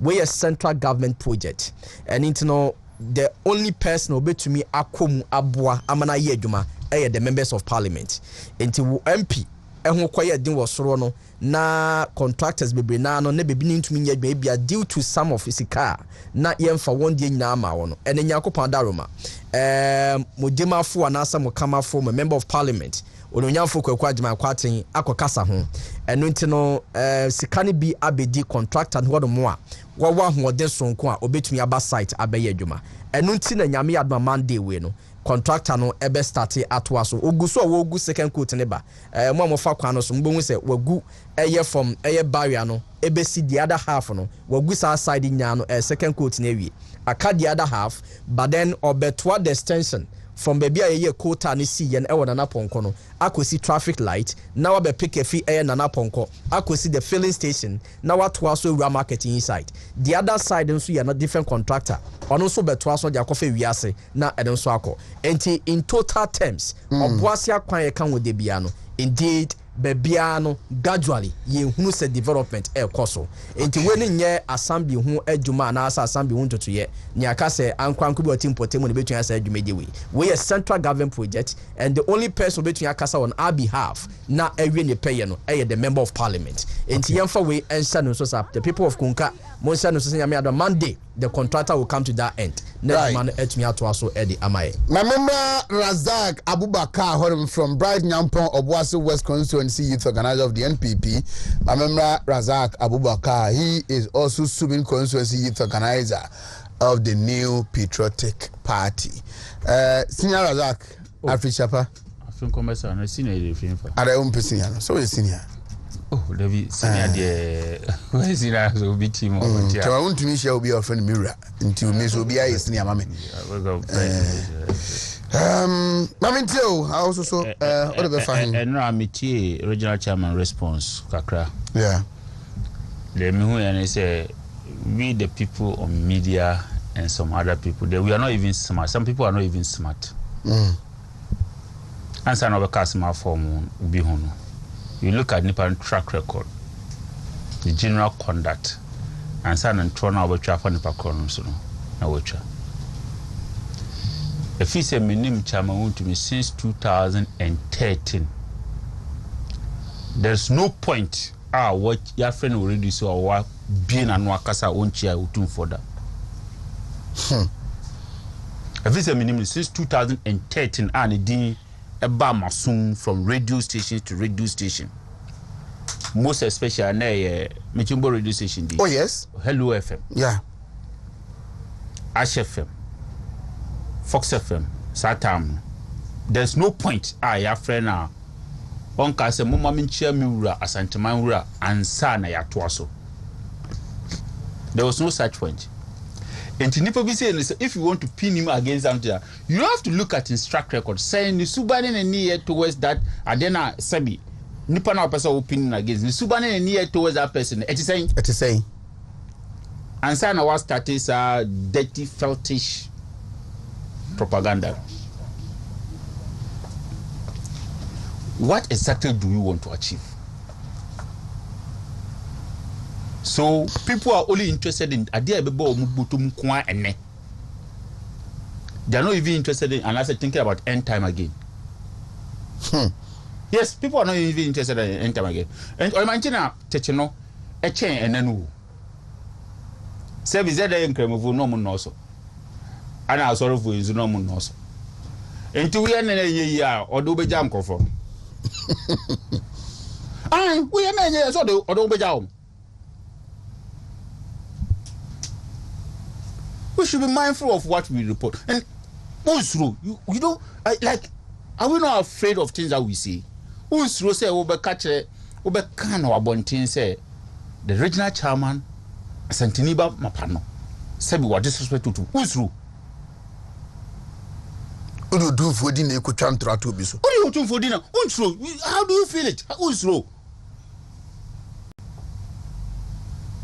Now, man for Fred, now, man for. Mensha, you do not. Oman Tempo. They did not even know. Mensha didn't even know that you are a veteran raw Ashanti regional ma obiang.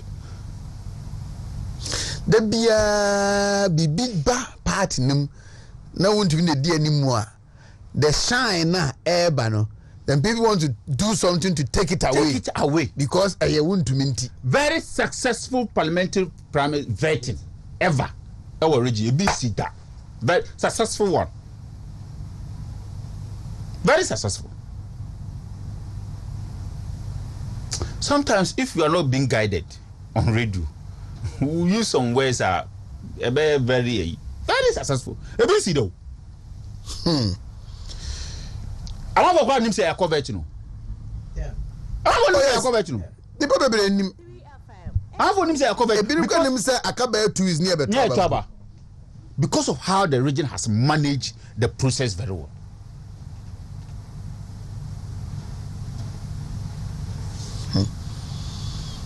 You're very careful. Yeah, but to obey. Me Razak, na me say meet my constituency officer, youth organizer, and I'm in branch, your corporate youth organizer, any nyai. One person or organizer, or person or secretary, regional chairman, no person regional chairman. It's as simple as that. Regional chairman, no person regional chairman. On a poor picket form. In fact, one picket form keke. He spent to get his throne. He valued the delegates. He spent time on them. He spent resources on them before he became who he is. Party ebi musu elections so mudi nkomu.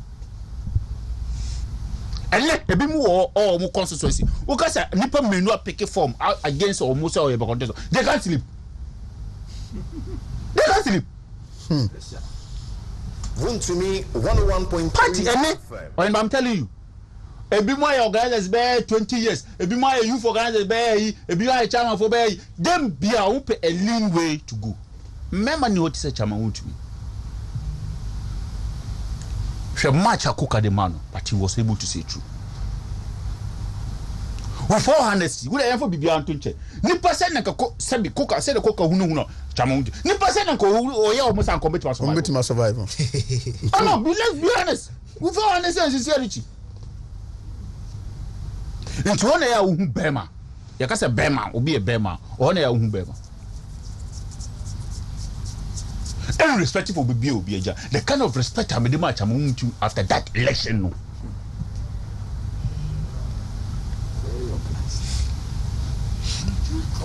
So such person, if you want to attack him, you should have to be very careful. Because unim de we anfa. Munim de na mpese we entmanye.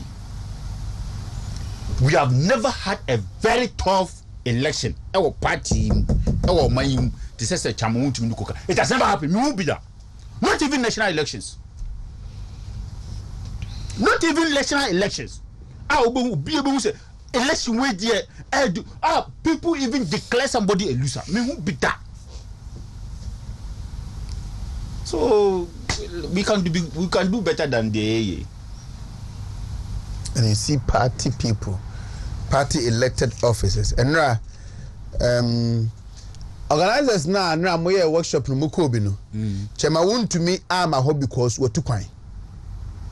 The impression that was created there, such Chema Wontumi abandon the program no. I think that's Chema Wontumi is not around. Tina mo ehunu no.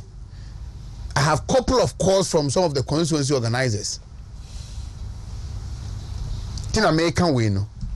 Mo am frame de me chechi mo che mo am frame na bia response about ho no man nya ne yie no. Chema Wontumi is not around. We need her tina mo ehunu mo workshop na some program na sem. Emre bi komna Japan ka asem bi. O say party every day be there election day. Or say any SA party every day be their election day. So every gathering be people have their interest. The interest of the party is no more friends and our manpo. When the way the next leader way. When the way the next leader. And then the union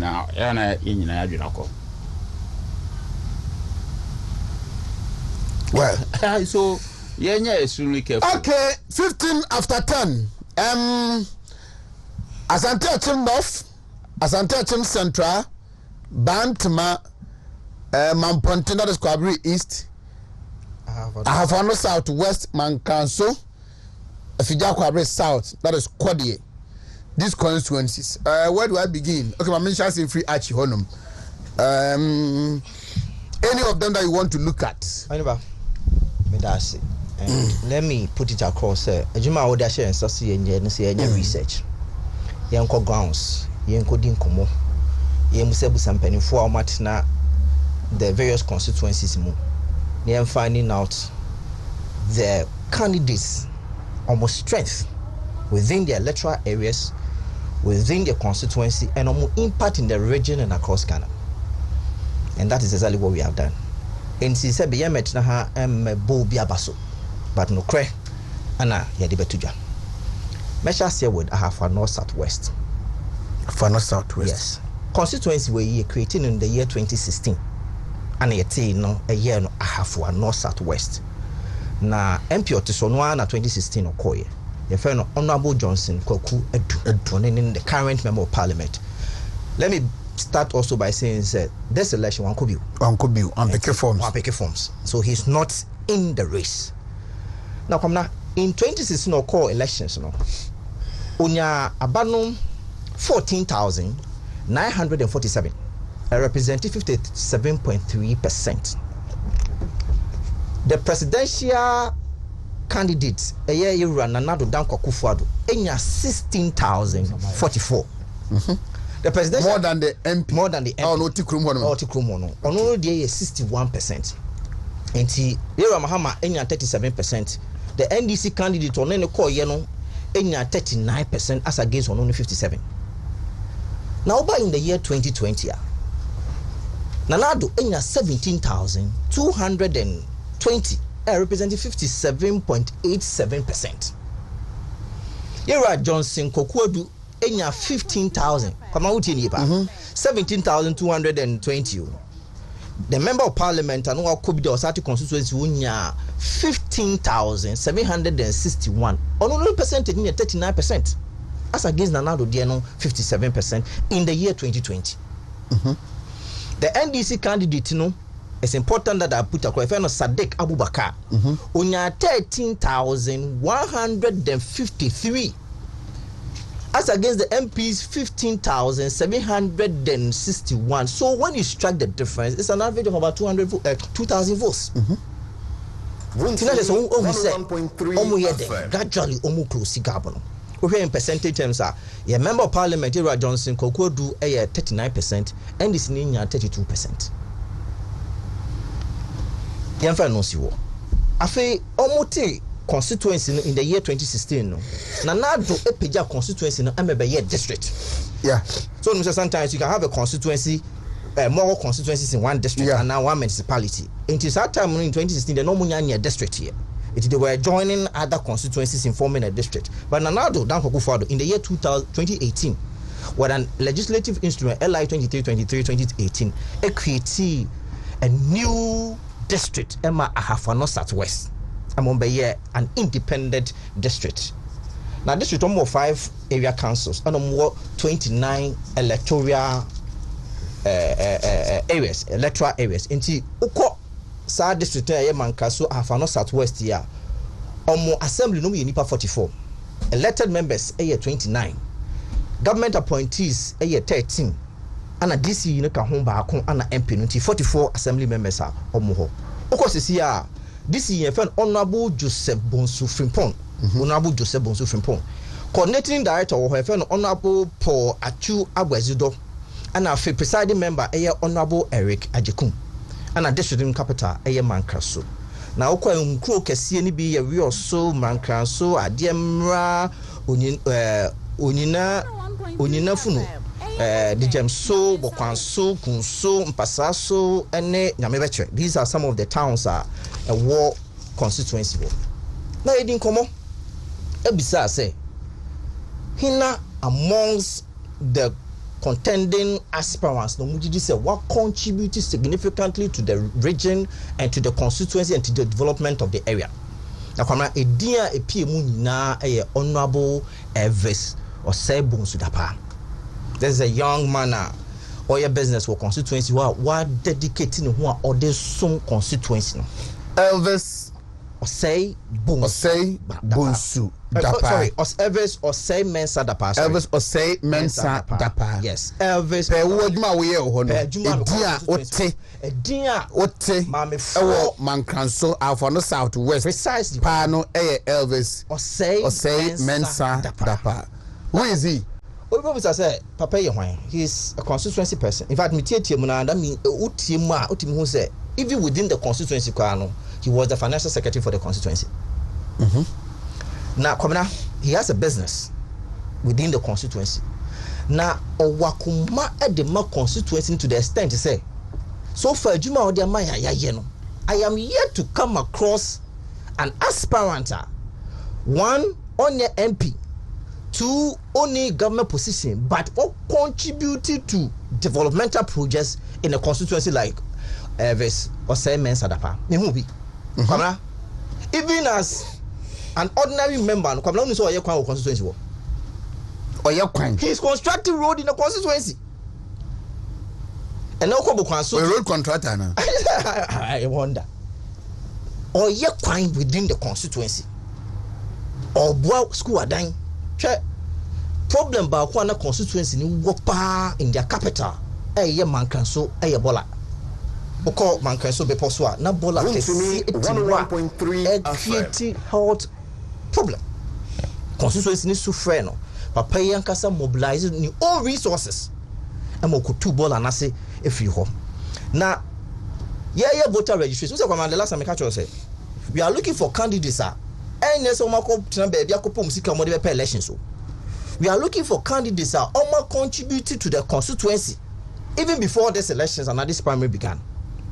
Am I here to voter registration? No, you better if you suffer pictures be so contributing the regional chairman. But Bamunya the panel picture as a flyer more fan to some the regional party so that we'll be able to conduct the voter next time Obiam Ben what maybe our concerns mobile mompe ne flyer ever me so that we show number from who you are speaking about. Yes. And as you are talking about. Yes. Cobra, you are Elvis or some men Sadapa Emma constituency no 10,000 Ghana cedis. Oh, okay. Only. Yes, only very young, handsome man. Very, very young. The contribution to the constituency during the voter registration was 10,000 Ghana cedis. Cobra, Sasika de Mawa. The idea primarily say be Aduane kakra ye be. So what about me that? Okay, you can place it. Kitwabi at the bottom right or left. Any say they befa enkofo every the various homes and places no don about registration center wana me bwana. But 10,000 you know or say you can see ho it take care of transportation of every electorate be and say every constituency be or person or year voter registration. Again, Kwabena Oko we also markets see ameno kaseya. They have problems with drainage systems. Papai ako nya site wa clear obesi market e wo we also ama constituency no. Afa drainage systems ensure to anen nanam ensunso anen nam kofofie ni nyina papa na hyase all construct drainage system within we also. Ama himfo wo ho ebo na basopa. Afa from Impasaso number 1 to Nyamebeche Kwamra, now it was on boat trouble, just 4 kilometers. Papa Yankasa with his own resources, and of course with the support of the district assembly, or the greatest any machines a good swa, or yet a quino from Impasaso number 1 to Nyamebeche. Kwamra, uye anusu free wa. A juma or dear ma timemfo and mebune or constituency no e kabeshe. Ya ne mabun bi din komo. They are in the fire service. Mo video no kwa on my phone so ma me kwa meet media bana ya hwe. E wo no kwa on akasa kwa on Facebook page. Ah wa bua. What the year on the Facebook? I'm telling you. Ah wa bua man rantie ne baba wona anya juma in the fire service sir. And rantie nankasa. My name was scared about people are saying say I don't know from next week till say about trouble. Yes. Me engagement in any idea we are discuss all the 47 constituencies in the Ashanti region. And rantie ne baba wona wa pa juma in fire service in police in the other state institutions. Omudi a dance yankasa say had not been honorable ever so some men sadapa and kanonkum city. Kobra school fees are papa tua, hospital bills are papa tua, and yasenketwa. E kro be ye fen esikan tia to bokwanso. Yeah. Na untimi nko ho kwamna for 20 good years and na okosisia na do be do obi e phone line na the constituents of esikan tia ne bokwanso be di ho adanse for 20 good years na untimi vacancy ho. Ukodu ba bia say usi form na onanti twa kwan na ukoho. And ne papa na ye kwan ya for the first time in the history onu dey say Pasaso Bokwanso afefe esiketia to Bokwanso so na untimi fa so enne wa ye kwan na for the first time in the history of the constituency no cat mi ko ho for me MP o ye man the government appointment bia yo onye minister onye DC oni board bia so his own personal resources, and this is the contribution of the young man Elvis Osemmen Sadapa. Again, 101.3 bridges any covers are why yeah the various first towns no now some more problem with in Siotwa na equity problem pa it on one kasa she covert wo ho a and in Siotwa and now sa covert no omanyo mfa hodi na dey me pair no ho after my research ne say party officer yesi wo man kreso no the party office is being constructed by Honorable Elvis Osemmen Sadapa. There's a sitting member of parliament too. There are other senior members within the constituency. But the place that the party is going to house its operations in the constituency, that structure is being constructed by the personal resources of Honorable Osemmen Sadapa. And that tells you the contributions of this man. Now, Asemba Kwan and DBO can say, look, we share the voting pattern now. Gradually, the NDC is closing up. But Oseyebo, Senyame Adom na esia hene ne to ahena mo wo the constituency afa no southwest mankraso ni potem eye na dom no mo dom na he is going to increase the gap by no less than 10,000. Not less than 10,000 yes. food. Votes now close to about 2,000. He has given her assurances. Or say let's take him for that word. He's determined to increase the votes of Dr. Baumia and to make sure say at the end of the day when we strike the difference should not be less than 10,000.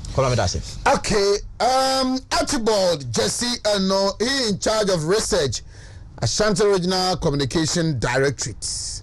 Brian Nyampong Ashanti Regional Communication Directorate no administrator Owasso West Youth Organizer no right mamemra hoy na say so dey ntade a share dey what the pampa we back on Matthias Yimpodo t-shirt.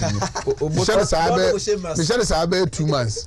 I don't know. Na sama my pesca minya besi amakoje mu die. Moto munya. Body mu die man reflect to. They no do what dey. Moto munya dey. Now body in there. Man show say whisker. Okay. Nti body in here ne sa. Welcome that's my interview. We are sending message say actually one can is why health insurance so for thousands of people. Can you imagine? Any boreholes are what to do. Interesting. Oh.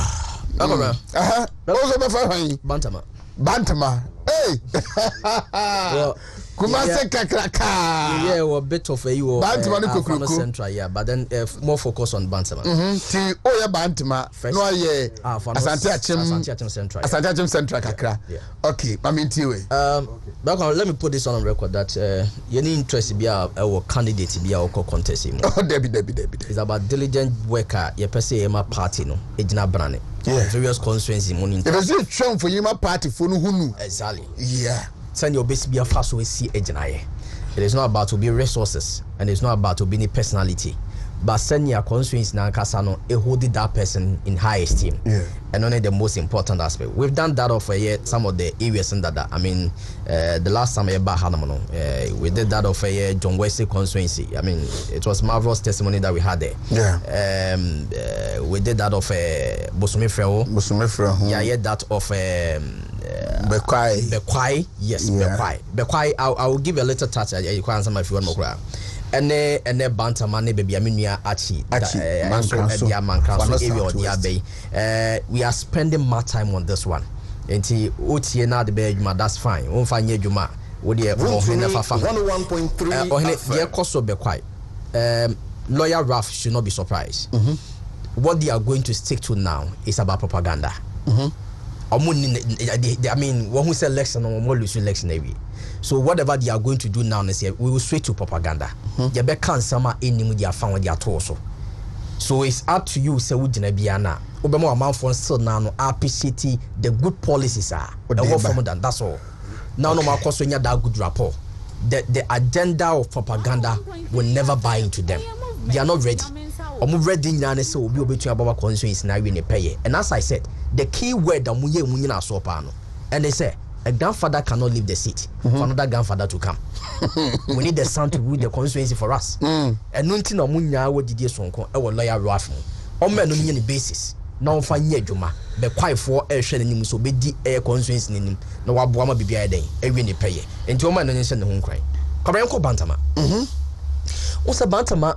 A traditional constituency. And a whole lot of history. Because of my history, I don't have any take going for that report in Babonting. And until now, I will limit myself. Now, Abuane. But let me pick from a year presidential premise, of course, you know. People are using that one as a yardstick for a year parliamentary elections. Let me take the pain Naminfa resource into you once again. You are Ken in your 404 votes. You are Dr. Bantama. Okay, what about Bantama? Exactly. Okay. You are Dr. Mahmoud Baumia in your 422 votes. So when you strike the difference, just minimal. And no na do na no eyusu e dia ye one analysis. But after this particular presentation, they will begin to have a different mindset about sending to be fire. Yeah, na me person me tamma dey. You tell your book na ba kan. Me brief about it. Yeah, nyampo. Back on Bantama constituency. There were 19 electoral areas. Omo 165 polling stations. And the OSHA 5 by 165. Now it means total polling stations executive 825. There were 19 electoral areas, meaning 19 coordinators. In addition to 17 area constituency officers, 5 patrons, 5 council of elders, and the member of parliament. In total, giving us 871 delegates and Kwakotwaba. Now, out of this bracket, and a presidential one, Yera Ken to me pull 404, and Yera Baumia and ya 422. Let me tell you the reason why. Oko Bantam Mbeka will say presidential election, of course, now one candidate pa. Yera Chief Alan Kojocha Manting. That is the entire Bantama constituency. The feeling there, no of hype. True. Now between Yera Chief Alan Kojocha Manting and Yera Dr. Mahmoud Baomiano, and can this voter Yera Ken Puli Yano, and can Yera Alan Kojocha Manting ebe puli more than that. Now Yera eye kodo chemantin free race ni mo no because say super delegate anko yama no free mo no now a contest in Bejina yera eye Baumia and that of eye Ken eso so most of the people are more bantamano ehun ni say ni empe eye kanesen yera Baumia as against Tifalan now then ebema one agia tun for now say yemu bia na ye wo support and then love for Chief Alan no yaba sesi eni die we are now going to be accepted say yagia tun see ye adwuma ama eye Baumia then let's straight to the other side when you say what analysis na see ya so ye beko saa because a new place for us ye be giatum baba bia ye nyina yi nwakwa bi nye sa be ko biom de e be te say gigi e be gie di ni ade no e wo fom then let's go there like that entiewura asenso boache came into the picture e de na ho ode be na afemu de and otumi drag the votes of 422 e de ma eye yewura Dr. Mahmoud Baumia. So the 422 near the handiwork of Yura Eye Asenso Boache. Now presidential election now kwakwada. Where your parliamentary election. Many delegates be enya encounter no. One point of view ni say presidential election no eye different from the parliamentary election. Primaries. And until the era Asenso Boache stand for cannot be the same as Yura what Baumia stand for when it comes to the constituency dynamics. And until no different opinion according to the because of for favor Asenso Boache that the tuaba we markendi by beto abandi amount. Oh, okay. It's no know what downside that year juma. But me pick you through areas no one after the other. Now Yura na one Asenso contest that is RAF. According to them, we need polling station ewo Bantama constituency. See a case be a polling station A and the one who register and what to abano. According to the Bantama constituency. So to about Tano is it Tano no baby Guinea Wakon Elcon or about Frida Prempe. I want to turn on 2010 or primaries honum. And as a stance, yeah, new registration as if we know. So we need a year polling station because say be a RAF a hand or two aba. And here one I'm with the writing off. The tosum you say among all the 19 electoral areas a what Bantama ni nano. Baby o tatana edi agopano eye Bantama proper. Yeah. Parliament one and no the only place our war filling and asa man for war how we kakakra ne pa no eye Bantama parliament area hono and you so ba you know boys and some jojo and some kakra no e bi na fa kakra into ba ye chiatia wo ye to ya no ye nyesi that kind of lifestyle wasaga beton bankunu exactly unum terrain ye cultural center gate unum terrain ye na ye ko ye no fortune enough for us ye ne ko so do ti free for na Abba Frank ne honorable no ne abapokuya no ye ko share Abreport Junction now the reason was very simple oko Bantama proper na omo 26 polling stations.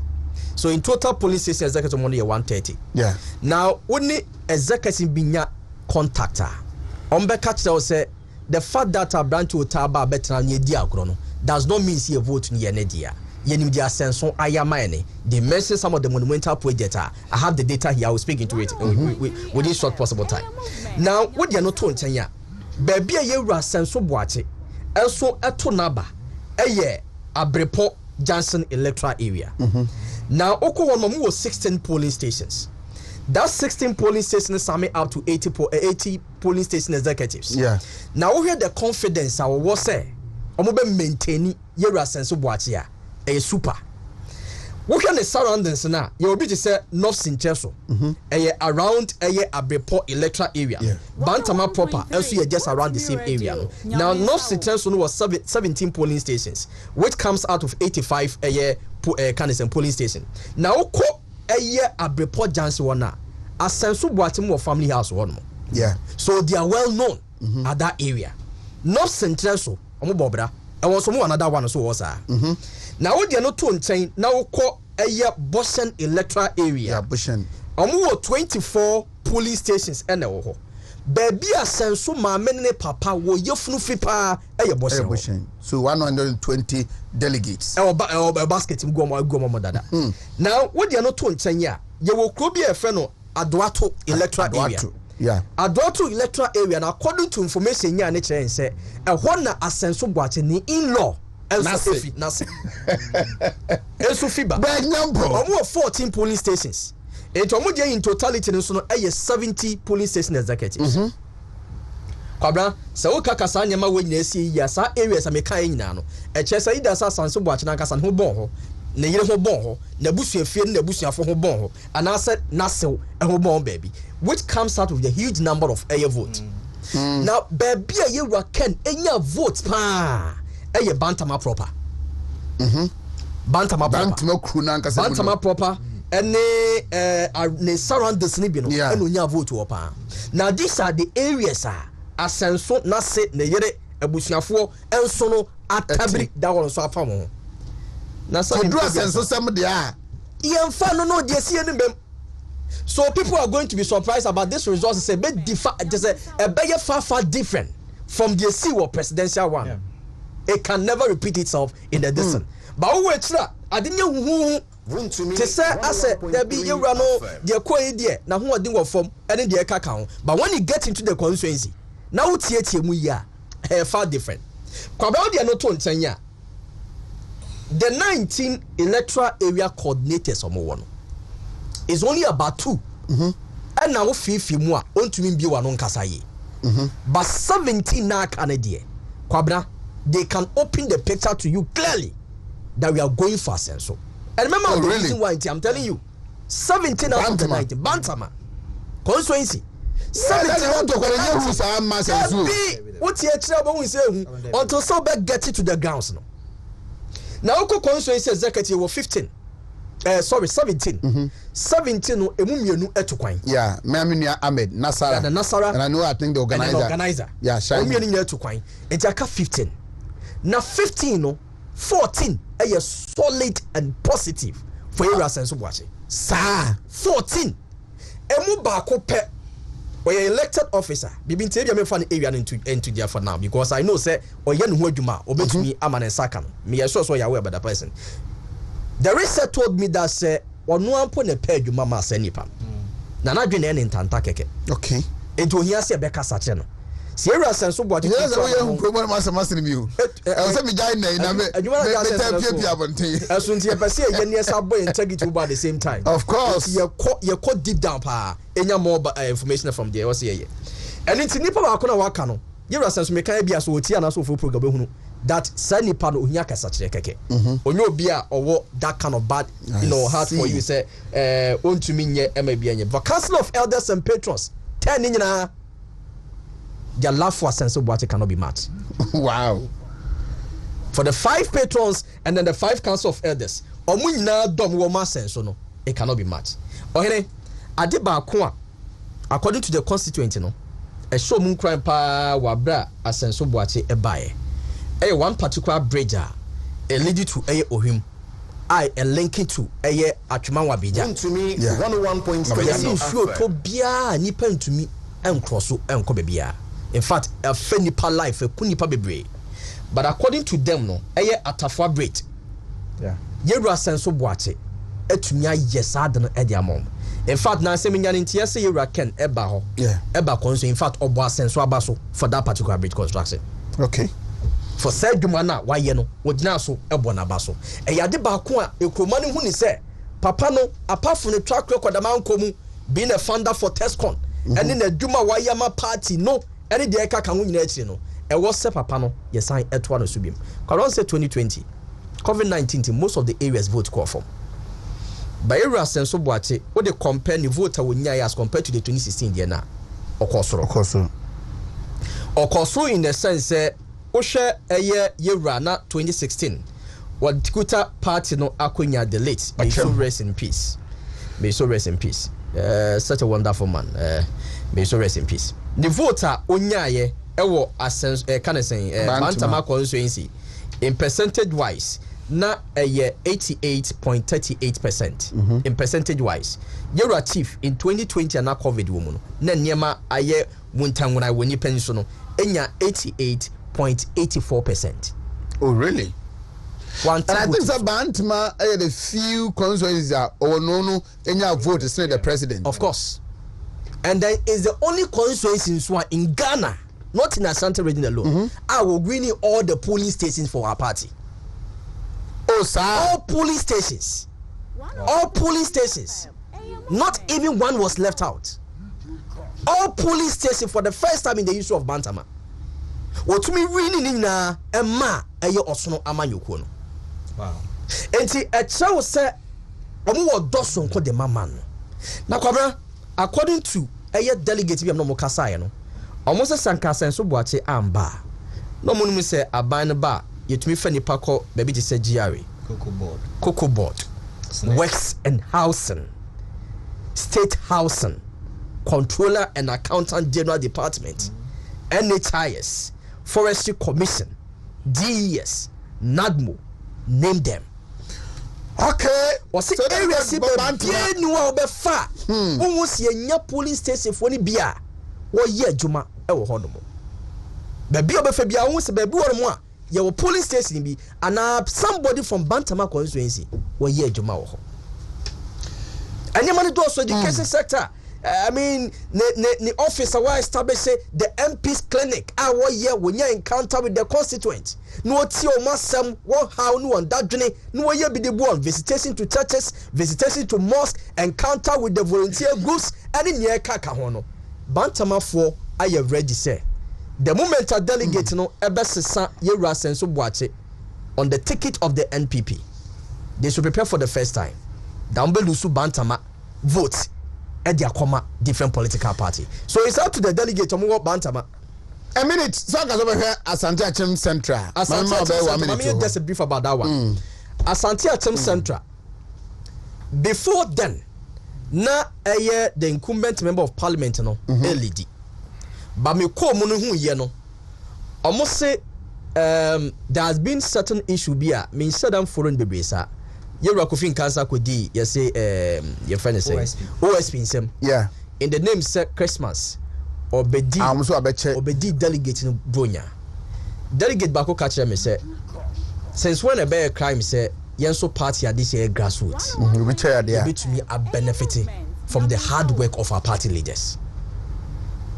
Now they are sensing that or more contest in Biwono, and the yes, I deal with the Tierra for soon cancer. So most of the police station executives say no munya encounter no. We are not done with their data. It means speaking to the finality of it. But most of the police stations for no munya encounter no. When did you know nya so nya say se beto aba amobi. Na se benye obi a obesi se chire amiaka se ye nche no because we are being satisfied with that there, then we are going to vote for that person. Enti Asante Achim Central is also another area. I was here watching out here because something serious may happen from that constituency. I'm hoping that by next week you bet you are conclude on that one. Yes, next week there's Santam Central Becca your constituency is not your best no. You know be discuss whether next week be Monday, Wednesday, Friday. Teko. It's interesting. The mother na konkwensafo. When the mama goes to was because ni omo hono. Adumana ye no. Ni yie muntina ye. Usually ana ye general issues, but I think say this time around no. Yeah, you say zero in on certain constituencies near who the dynamics and why MPs ni bo ma. Bo ma say bi obi ne hu na, nye obi ne hu na, obi won kwa na. Na the performance of the way the performance ni si ko no. No pressure free ni ba ni fee ba na bia wotu no hofo se obeko unlike bi say be kwa ya no ase se de o grandpa ye obepese obepe bra ma na ho na busua ni wonya abotre na busua so benefit from no na wako nanim when ba se ko atuma nwa biaja no fa Raf Kromo no wa onya Raf be the secretary no I said the headmaster or no I think say this particular constituency there omo MP nya de oboko bio Benito Osubio I heard the records no these are one of the few constituencies GDA say the performance of the current MP part of the decisions part of the contributing factors GDA say on one share intercrem no hu say e bia na am one when it comes to the elections of the delegates no so over 2020 elections no from 2016 elections no Now we heard the results that came in 2016 now compared to 2020 now I think say disparities be so 2016 President Nana Addo Dankwa Akufo-Addo 38,604 representing 80.39%. And John Mahama 9,154 representing 19.06%. Now by parliamentary no Yewura Benito Usubio 34,759 representing 72.39%. And NDC Daniel Kweku Ususunya 7,790 representing 16% of the electoral votes. When about over 2020 now, Adebia is you more now, Mjidi said, a Kahoma era or Usubio and I just said this time around Uncle Bium, Mjidi. And they said, you have 2 independent candidates.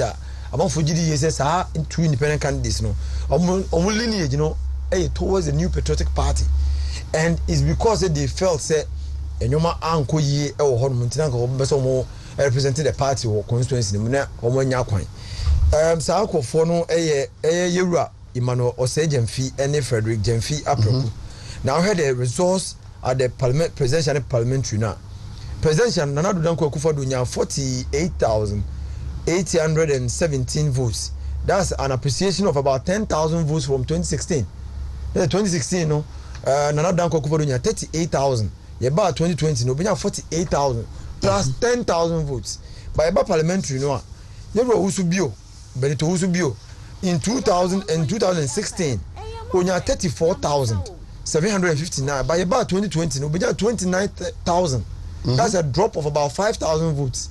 About Nana Addo Dankwa Akufo-Addo 10,000 votes. Yewura Usubio did a form by 5,000 votes. Now, Oba, difference no Oba down had more.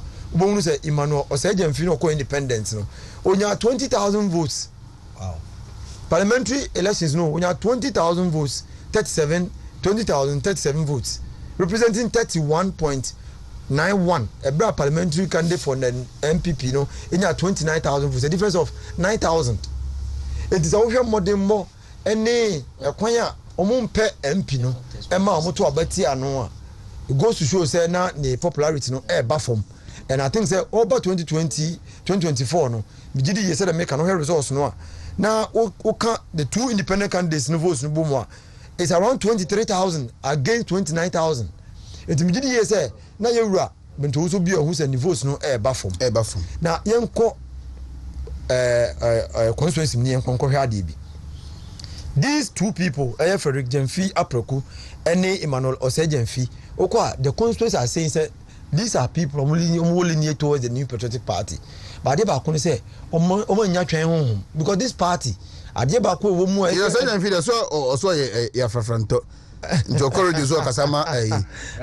for change. Make us say these people in 2020 had their lineages towards the new patriotic party. But Ebra omoko try say omubenya akonya no mako omani moment menya no owe imagine so omoko independent it you call down no you be say ankofo be say wo like the possible people are bit ma boa ba be som from Yewura Benito Usubio because this time round no yenya a sitting member of parliament no going again it's na be nyina a stalwart of the party obit ma be som say the beya the see ye no a e ma ye vote no mu chicheye to the extent that we have an MP getting 29,000. Independent candidate getting 20,000.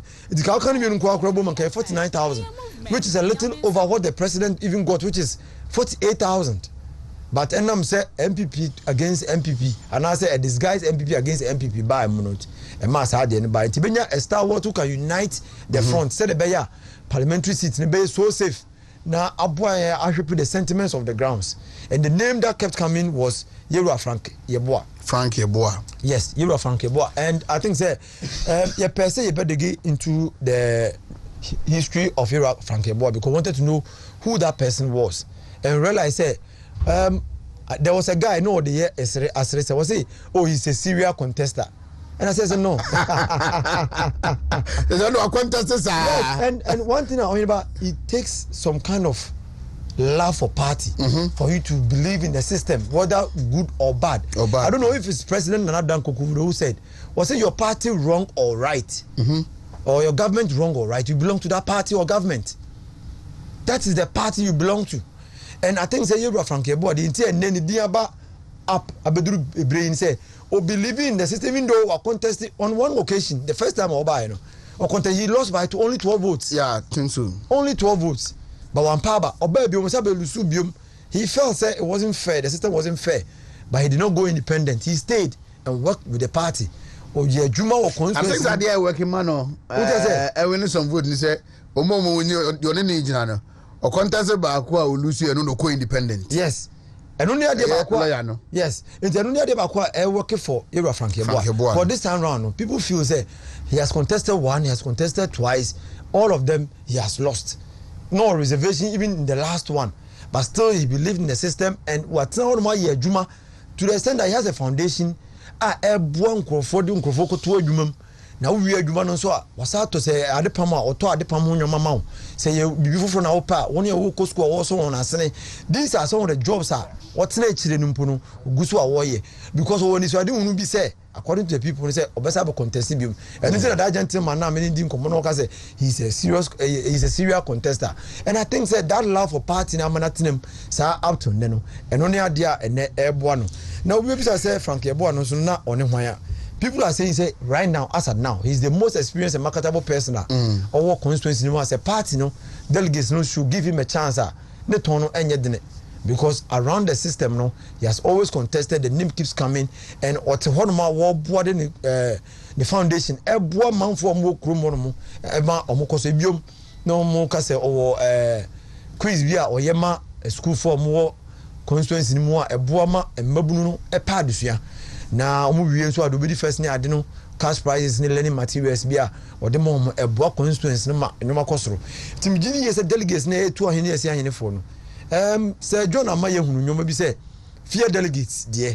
Now, so, what should you make dear word D or then both the NGO no one casa Eddie Abua constituency now. Gidi yes, or Mude, you're a Frank Yeboah no air bar. We know what is going on at the grounds, but as at now, people I talk to both delegates, no delegates, man for more benefited from the foundation. Now, yes, or ba, you're a Frank Yeboah and a bar, a beboa, a coin who do said any more trouble, or bedusuma in Cronkun being now connecting in now. It's happening the people and they believe say so now I buy more or by MP. No, Dr. Mahmoud, no, Benya Bamwa, but my more constituency no alcohol.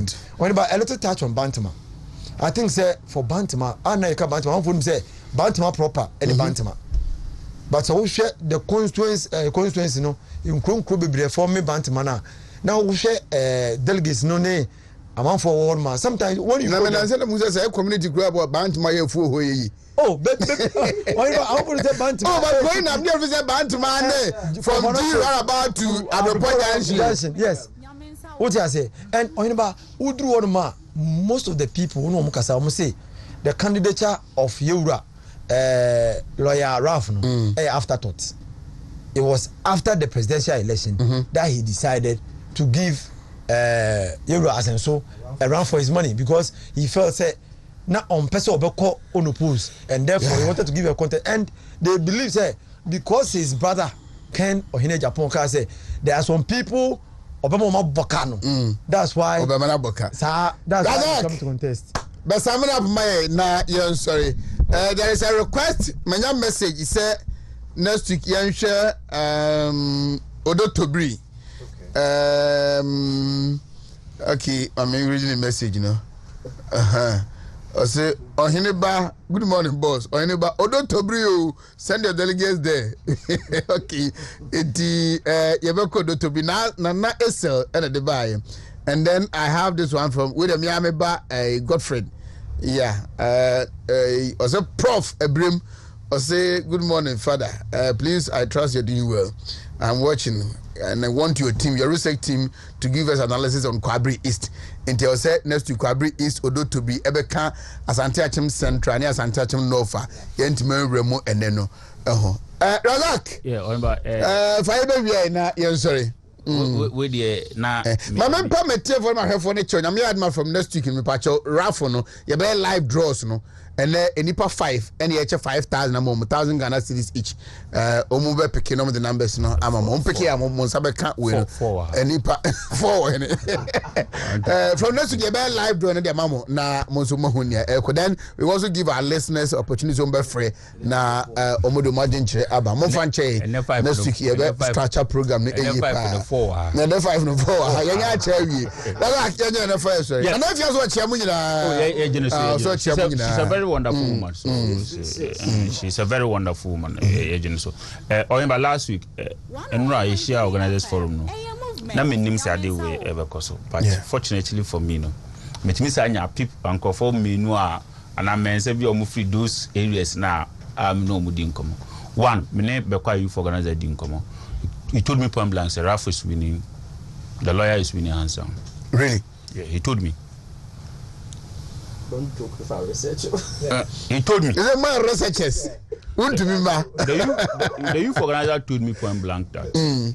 For those of you who doesn't know, Ralph Bright ne actually take the second research team. Wontumi the election na Razak so come. Omude figures percentage by a top pepe ma Wontumi no. They know what they are doing. He told me point blank say I'm what but say me person me body because there is a youth organizer say but 7 minutes treatment is very important in politics. Kwan about for nipa around you kwan about so about treat you o you see o can figures bi no mo me am shame wasn't so would you say we see nipa kwani yi see e kire etia ene also all con. Next week we also look at this. Mr. Raf Razak Achuma Genesis. MPs now voluntarily almost omunkobio for reasons best known to them. Now omupeso impose candidates our constituencies no so. You better MPs no omu influence whether omu candidates no mo peno ebetima win or not. You better no so account no. And so your mo assignment among her no so.